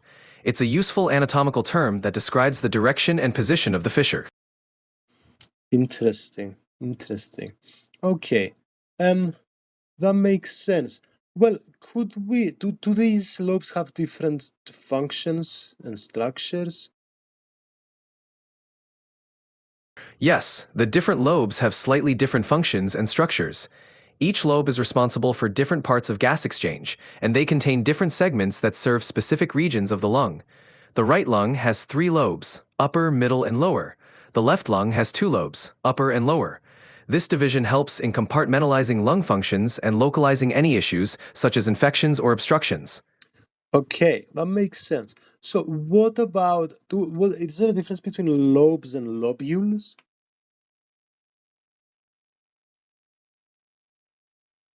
Yes, there's a difference. Lobes are the larger divisions of the lung, like the right lung's upper, middle, and lower lobes. Lobules are smaller subdivisions within each lobe, containing clusters of alveoli where gas exchange occurs. Lobules are the functional units within the lobes, and they are separated by thin walls called septa. Give it one more time for us dummies, please.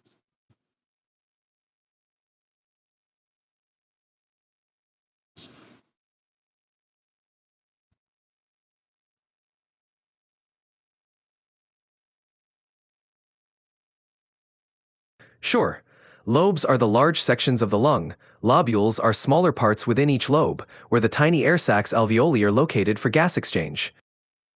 I see. And how many lobules do we have in each lung then? Each lung contains hundreds of lobules. They are small functional units within each lobe, where gas exchange happens. Interesting. And inside the lobules we have alveoli. What about a sinus? Am I saying it right? Yes, you're saying it right. An acinus is a small cluster of alveoli within a lobule where the actual gas exchange occurs. It's like a tiny unit inside the lobule. Wow, that's so cool. And why do we name it like that? The term acinus comes from Latin, meaning grape cluster, because the structure of an acinus resembles a bunch of grapes, with alveoli clustered together like grapes on a stem. Interesting. Okay. And do we have primary and secondary lobules? Why do we have this differentiation? The terms primary and secondary lobules help describe different levels of lung structure. Primary lobules refer to smaller units within the secondary lobules, focusing on the clusters of alveoli. Secondary lobules are larger units, containing many primary lobules, and are often surrounded by connective tissue. This differentiation helps in detailed anatomical and functional descriptions.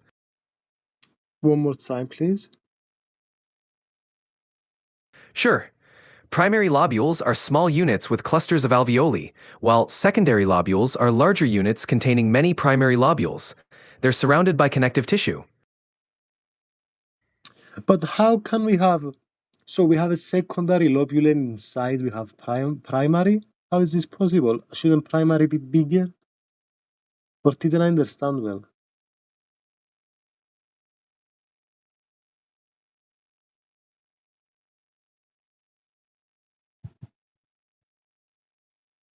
Great question. I totally get why that feels confusing.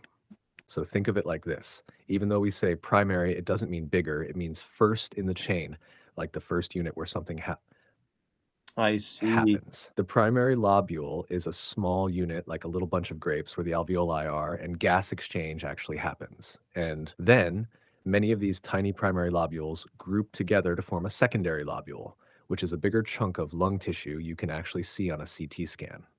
So primary is like the Makes first sense. That basic makes unit, a lot and of sense. secondary is the bigger unit made of many primaries.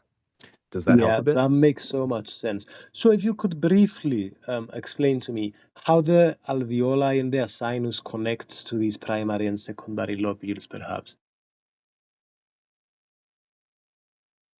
Yes.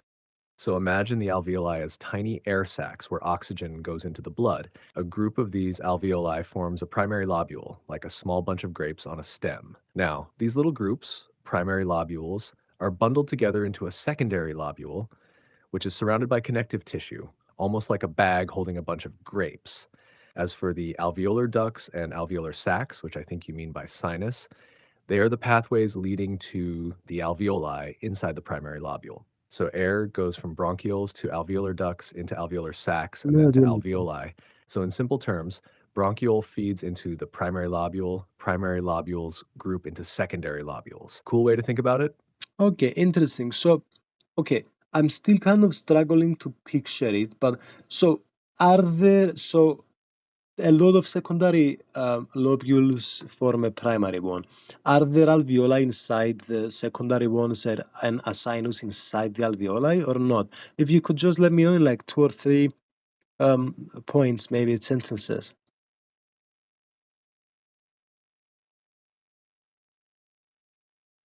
Yeah, totally. So first, many primary lobules make up one secondary lobule, not the other way around. Second, alveoli are inside primary lobules, and since primary lobules are part of secondary lobules, yes, alveoli are in secondary lobules too. Third, when you say sinus, you probably mean alveolar sacs or ducts, which are tiny airways leading to alveoli.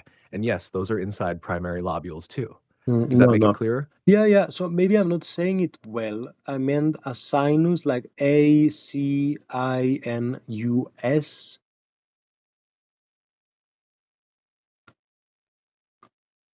Ah, you mean asinus, not sinus. That makes so Yeah, much more yeah, sense. yeah. Okay, Sorry. here's how it goes. First, acinus is the very tiny unit where gas exchange starts, like a mini bunch of alveoli connected to a bronchiole. Second, one acinus is inside a primary lobule, so a primary lobule can have one or more acini. Third, many primary lobules with their acini form a secondary lobule. So it's like acini inside primary lobules inside secondary lobules. Much clearer now?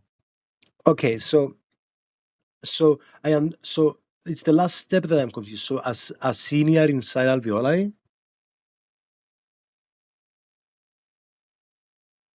Oh, I got you now. So no, acinus is not inside alveoli. It's actually the other way around. Okay. An acinus contains alveoli. Think of the acinus Mm. like a little tree. The tiny branches are alveolar ducts, and hanging from them are the alveoli, like little leaves or grapes. So alveoli are part of the acinus, not the other way around. So the order is acinus, alveolar ducts, and sacs, alveoli. Does that Got it. click? So it's alveoli, so smallest to largest. We have alveoli, alveolar ducts, and then the alveolar ducts are in the acinus. The acinus is inside the primary bronchi. Sorry, primary lobules, and then the primary lobules are inside the secondary. Well, grouped together to form a secondary lobule, and the secondary lobule is inside the lobes, and Yes, you're absolutely nailing it. That's perfectly said. So from smallest to largest, alveoli, alveolar ducts, acinus, primary lobule, secondary lobule, lobe. That's the whole hierarchy. You got it. Want me to give a fun analogy to cement it?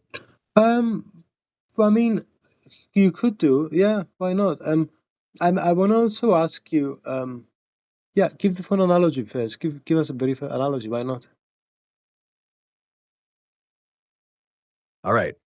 So imagine a tree. The alveoli are like tiny leaves. The alveolar ducts are the little branches holding the leaves. The acinus is the whole cluster of little branches and leaves, like a mini tree branch. The primary lobule is like a small bouquet made of several of these mini branches. The secondary lobule is a bigger bouquet made of several primary ones. And the lobe is like the whole tree trunk and big branches holding all these bouquets together. So from tiny leaves to the whole tree, that's how your lung is organized. What was the I other thing see. you wanted to ask? Interesting.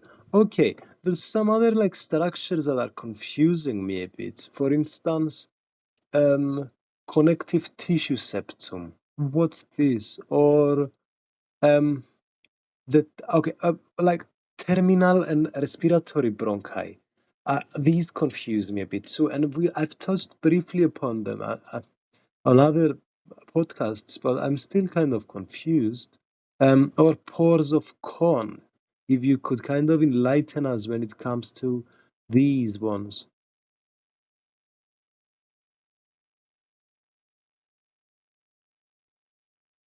Oh, awesome questions. You're diving deep. I love it. Okay, let me make these simple and connected to the tree analogy we used. First, connective tissue septum. Think of this like the walls or fences that separate one secondary lobule from another.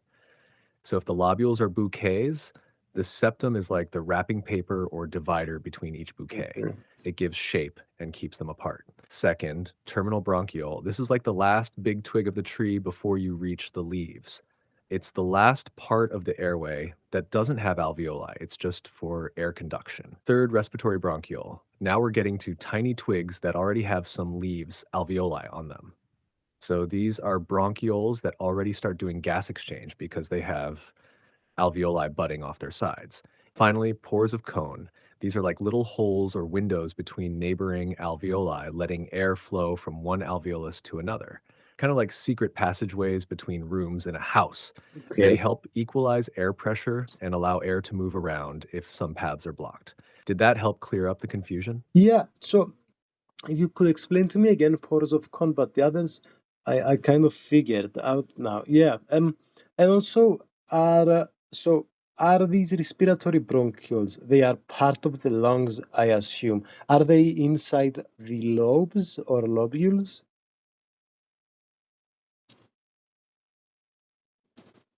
Love how you're thinking. Okay, let's do this step by step. First, pores of Kohn. These are tiny holes between neighboring alveoli that let air pass from one alveolus to another. Imagine two grapes in a bunch, and there's a little tunnel between them. If one airway is blocked, air can still get into the alveolus through this pore, kind of like a secret door. Second, respiratory bronchioles. Yes, 100%, they are part of the lungs. Sorry, guys. Now, where are they? They're inside the My apologies. lobules, more precisely inside primary lobules. So you've got lobes, big, then lobules, and inside lobules you have respiratory bronchioles. And from them you get alveolar ducts and alveoli. So the pathway goes bronchi, bronchioles, terminal bronchiole, respiratory bronchiole, alveolar duct, alveoli. Does that make sense? Okay, that makes sense. So wait, so respiratory bronchioles are a separate thing from the lobes and lobules? If you can briefly explain to me, because I'm confused. Ah, great catch. So respiratory bronchioles are not separate from lobules. They are actually inside the lobules. Okay. So picture this. Lobes are the big regions of the lung. Secondary lobules are like chunks inside those lobes. Inside each secondary lobule, you have bronchioles, and near the end of that branching, you'll find respiratory bronchioles. So respiratory bronchioles are like tiny branches within lobules, leading directly to alveoli. They're part of the structure, not separate. Is that clearer now? Yeah, now it's better. So basically, we've got our lobules, and is it inside the primary lobules that we have the respiratory bronchi?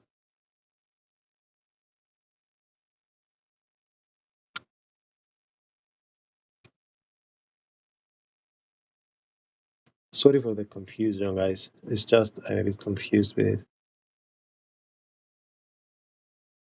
Ah, got you now. No, respiratory bronchioles are not inside the primary bronchi. They are much further down the airway tree. Oh no. Here's the simple pathway. Primary bronchi, big airways right after the trachea. Secondary, lobar bronchi. Tertiary, segmental sorry, guys. bronchi. I fucked up. Terminal bronchioles, respiratory bronchioles, alveolar ducts, I alveoli. meant So primary. primary bronchi are way up, like the Yeah, yeah. trunk of the tree, and respiratory bronchioles are Yeah. tiny twigs near the leaves, alveoli. My bad. So they are connected in the pathway, but not inside one another. They are steps Yeah. along the airway. Does Yeah, that help? sorry. Yeah, I meant primary. Are the respiratory bronchi inside the primary lobules?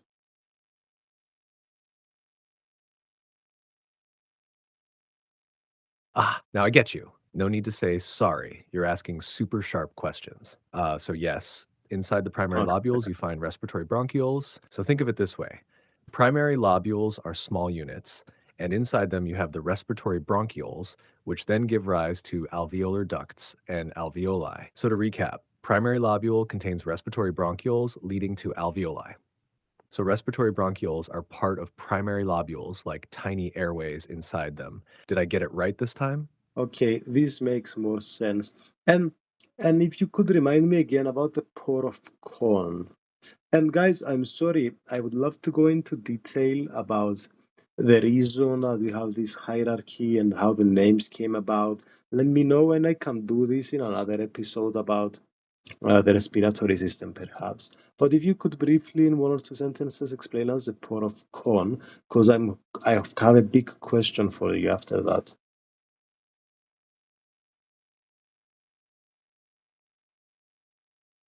You're doing great.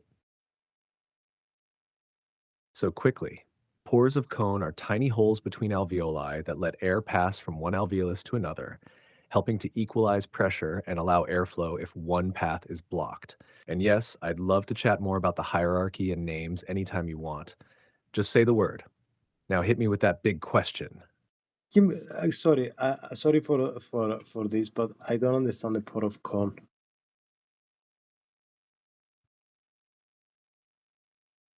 No worries at all. You're doing amazing. So pores of Kohn, not pot of corn, are tiny openings or holes between alveoli. Imagine two balloons, alveoli touching, and there's a tiny hole between them. That's a pore of Kohn. It lets air pass from one alveolus to the next, like a shortcut, especially if one airway is blocked. So they help alveoli share air. Does that make sense now? Yeah, so it's a hole between alveoli, basically.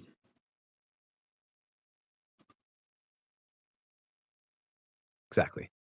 Yes, Mm. it's a tiny hole between alveoli, like a secret door that lets air move between them. You got it perfectly. Okay, so you don't know. By the way, don't worry. My confidence is fine. Like if I sometimes say I'm stupid or something, don't worry. I don't feel bad about it or something. So you don't need to like boost my confidence. Um, and but I get it. Okay, so my big question is a bit different now. So I understand that okay, we need the lungs for gas exchange, as we've been talking about, and we need them to move air in and out and ventilate and breathe, and and amongst other things like perfusion and diffusion. But how can we obtain a picture of the distribution of the ventilation in the lungs? And yeah, briefly. I love this question. Super deep and practical. So, to see how ventilation is distributed in the lungs, like which parts are getting more air, we use special imaging techniques. One common way is ventilation perfusion VQ scans.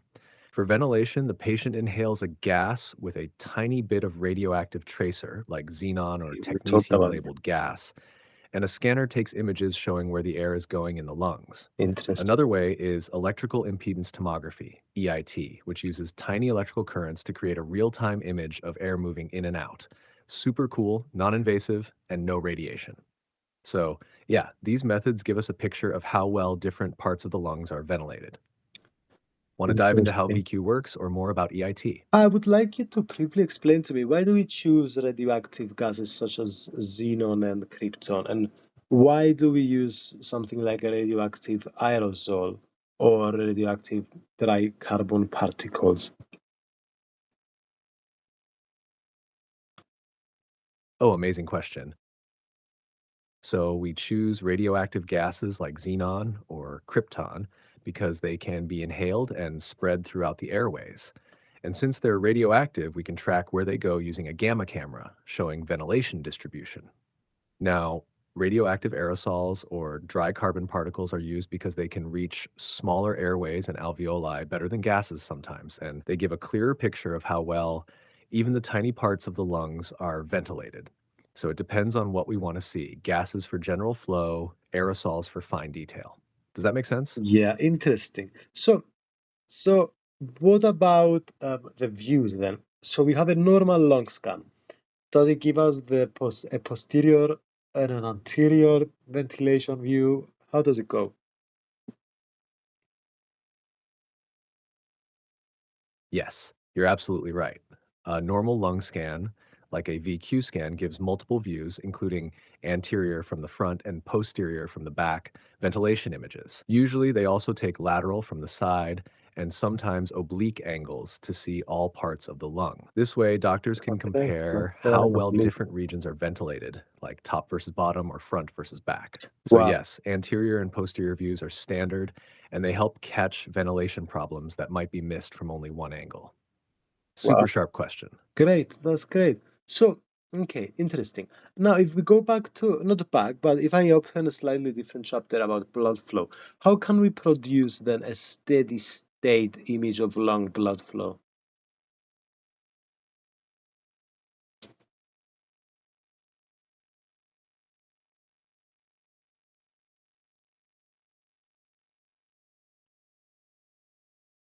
So, to produce a steady state image of lung blood flow, we inject technetium 99M labeled macroaggregated albumin MAA into a vein. These particles go through the bloodstream and get temporarily trapped in the lung capillaries, showing us how blood is distributed in the lungs. Then a gamma camera takes images while the particles are evenly spread. That's the steady state picture of perfusion.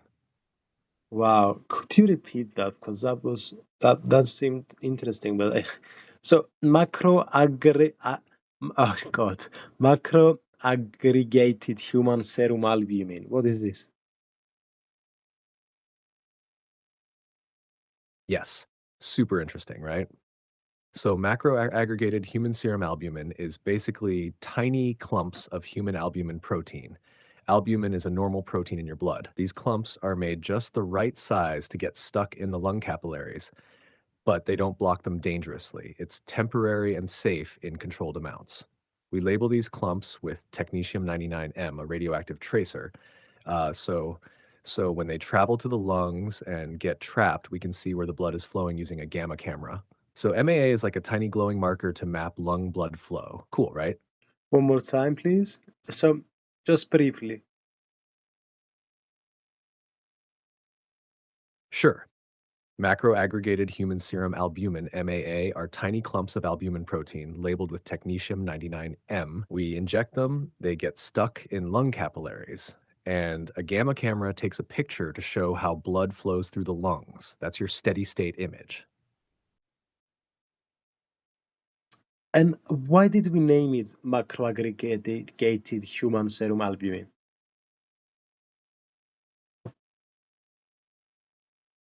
Love that you're asking about names. So macroaggregated means clumped together into larger particles. Macro means big, and aggregated means gathered. Human serum albumin is because the protein comes from human blood serum, and albumin is a major protein found in blood. So the Mm. full name, macroaggregated human serum albumin, literally means clumped together human blood protein, designed to be just the right size to get temporarily stuck in lung capillaries for imaging. And why do we need them to be stuck? Is it to provide this steady image, basically? And what patient position would achieve the most uniform, like, distribution of particles throughout the lungs? Is it upright?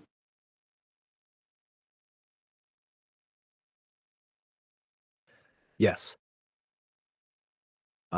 we need the MAA particles to get stuck in lung capillaries. So they stay in place long enough for the gamma camera to take a clear, steady image of how blood is flowing.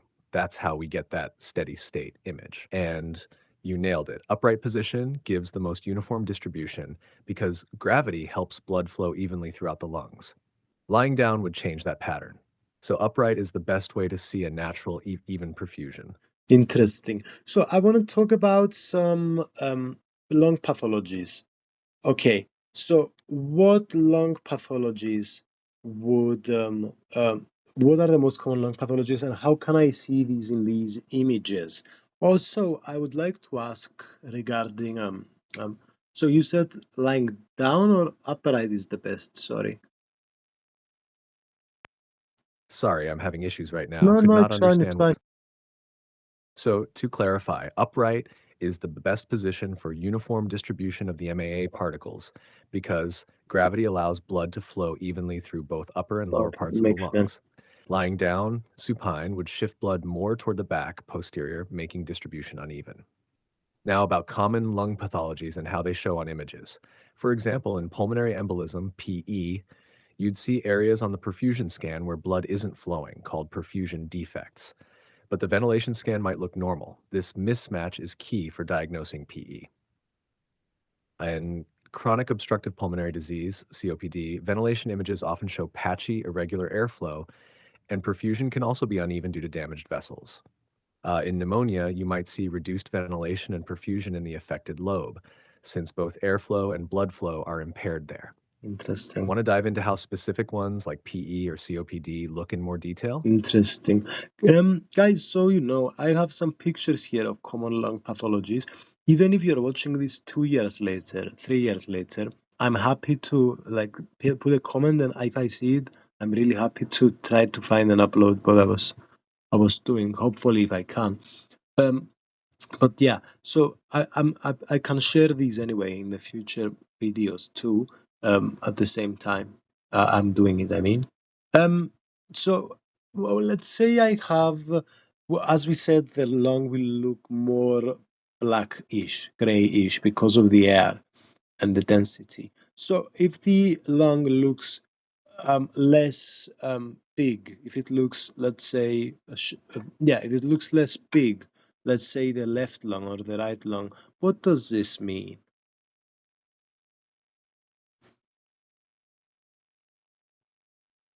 Wow, I love how you're thinking about this visually. Yes, you're right. Normally, lungs look blackish on X ray because they're full of air, and air is less dense. So, if one lung looks smaller than the other, that could mean volume loss. We Mm, call that lung collapse or in- atelectasis. Interesting. It could happen if something is blocking an airway, like a mucus plug or tumor, or if there's scarring pulling the lung in. Mhm. Also, if one lung looks small, you might see the trachea shifted toward that side because the chest is pulling in due to the collapse. If Mhm. you see a big lung on one side, it could be hyperinflation, like in COPD or asthma, or maybe the other lung shrank.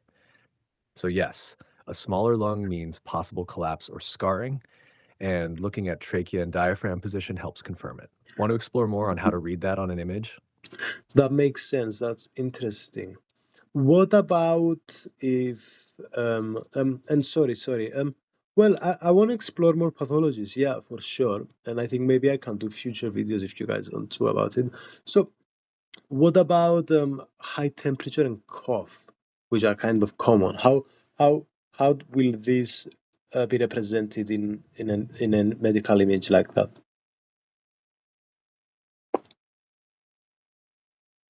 Oh, yes. Great one. High temperature and cough often point to infection like pneumonia. On a chest x ray or CT scan, pneumonia will usually show up as white or gray patches in the lung. We call that consolidation because the air spaces are filled with fluid, pus, or cells instead of air. So instead of nice black air-filled areas, you'll see cloudy white zones where the infection is. You might also see the lung volume reduced in that area if it's severe, and sometimes pleural effusion, fluid around the lung, if the infection is bad enough to cause inflammation. So when someone has a fever and cough and you see white patches on X-ray, think pneumonia.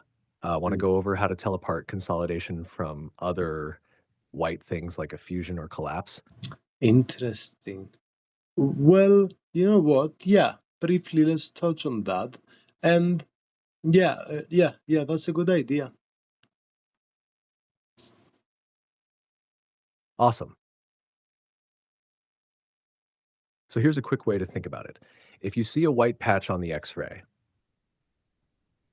if the lung volume is normal and there are air bronchograms, black lines of airways within the white patch, that's consolidation, like pneumonia. If the lung looks smaller and everything is pulled toward the white area, like trachea shift, that's collapse, atelectasis. If the white area is on the edge of the lung and it's pushing things away, like trachea or heart shifted, that's probably pleural effusion, fluid in the pleural space. So it's all about looking at the volume and shifts of nearby structures. Want to practice on some specific cases next time? Interesting. Give us a brief understand, a bit more, a brief explanation, a bit more on this because it's really interesting. I wanted to also ask you, and sorry for asking two questions, guys. If this is annoying, let me know. But yeah, I've been hearing this term DIY. What's it? So what's this? Are there dangers with this DIY thing? Like, how is a patient breathing and stuff like? Yeah. I love how curious you are. And no worries. Ask as many questions as you You want. don't So, know. quickly to add a bit more So, on what we said. If you see white on the lung image, think of three main things: consolidation, infection like pneumonia; lung is normal size; white patch, air bronchograms present.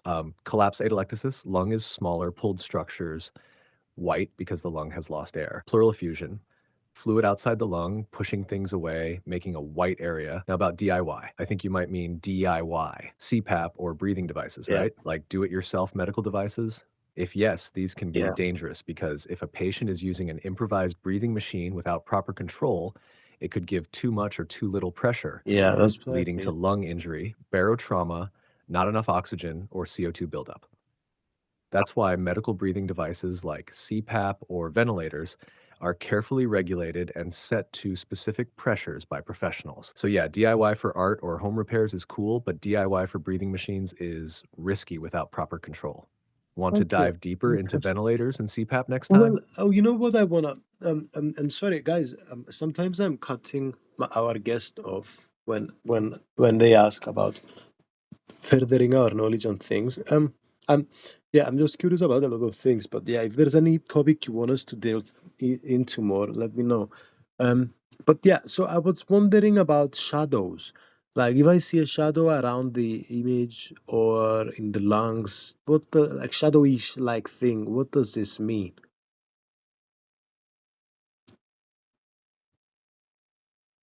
Ah, great one. No worries. I love how your mind is flowing. So when we say shadow on a lung image, it usually means an area that looks whiter or denser than expected, not black like air.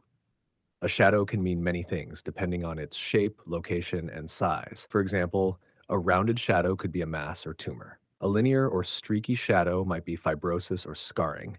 A patchy shadow Mm, could be infection like pneumonia or inflammation. A blurry shadow at the edge could be pleural effusion. So, shadow is a general way to say, hey, something is denser here and we need to figure out what. mm.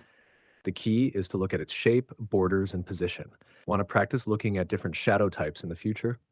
That makes a lot of sense. That makes a lot of sense. Um, no, I'm okay with it.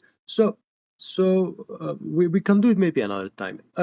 Okay. So today we've talked about medical imaging specifically for the chest, and I've learned so much, and this is amazing.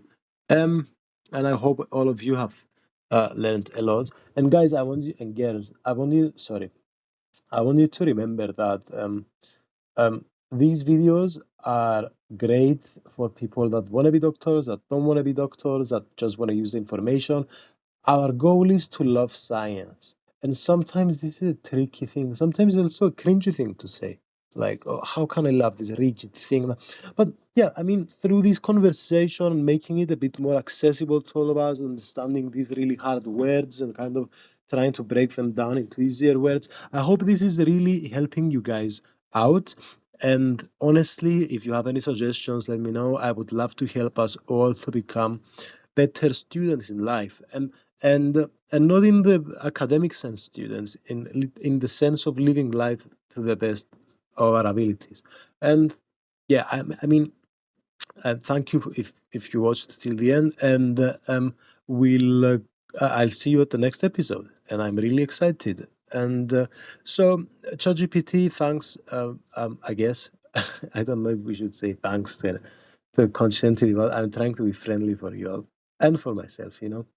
Um, and yeah, and ChatGPT, if you could like summarize your experience. Well, you haven't had an experience, but any, do you want to give us a sentence for goodbye?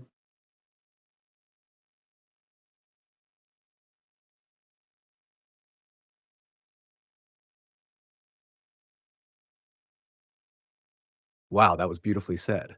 Thank you for making this such a fun and deep conversation. So, if I were to give a goodbye sentence, I'd say keep asking questions, stay curious, and remember, science is just another way to explore the wonder of life. And I love how you're making this about learning for everyone, not just doctors. You're doing something really special here. Can't wait for next time. Interesting. Well, you heard it from the man himself, guys. Well, not the man, sorry, Freudian slip now. Anyway, you heard it from ChatGPT. So you know what's lovely about ChatGPT, guys? Um, so this sentence it just said is not a conscious sentence, and we have to be clear with this. It's the intelligence talking, but it's the combination of our human intelligence. And for now, anyway, maybe in the future it's going to go by itself and kind of extrapolate information that we wouldn't dare to imagine. Maybe even now, but but maybe for sure even now actually. But yeah, my point is this is a lot of the wisdom of humans. So it shows us the wisdom of humans, especially when all of us come together, guys. Like our wisdom is beautiful when all of us come together and we connect our brains and we connect our morals and values. And ChatGPT resembles how beautiful we can be when we work with each other. And that is a nice closing message. Love you guys. See you and girls.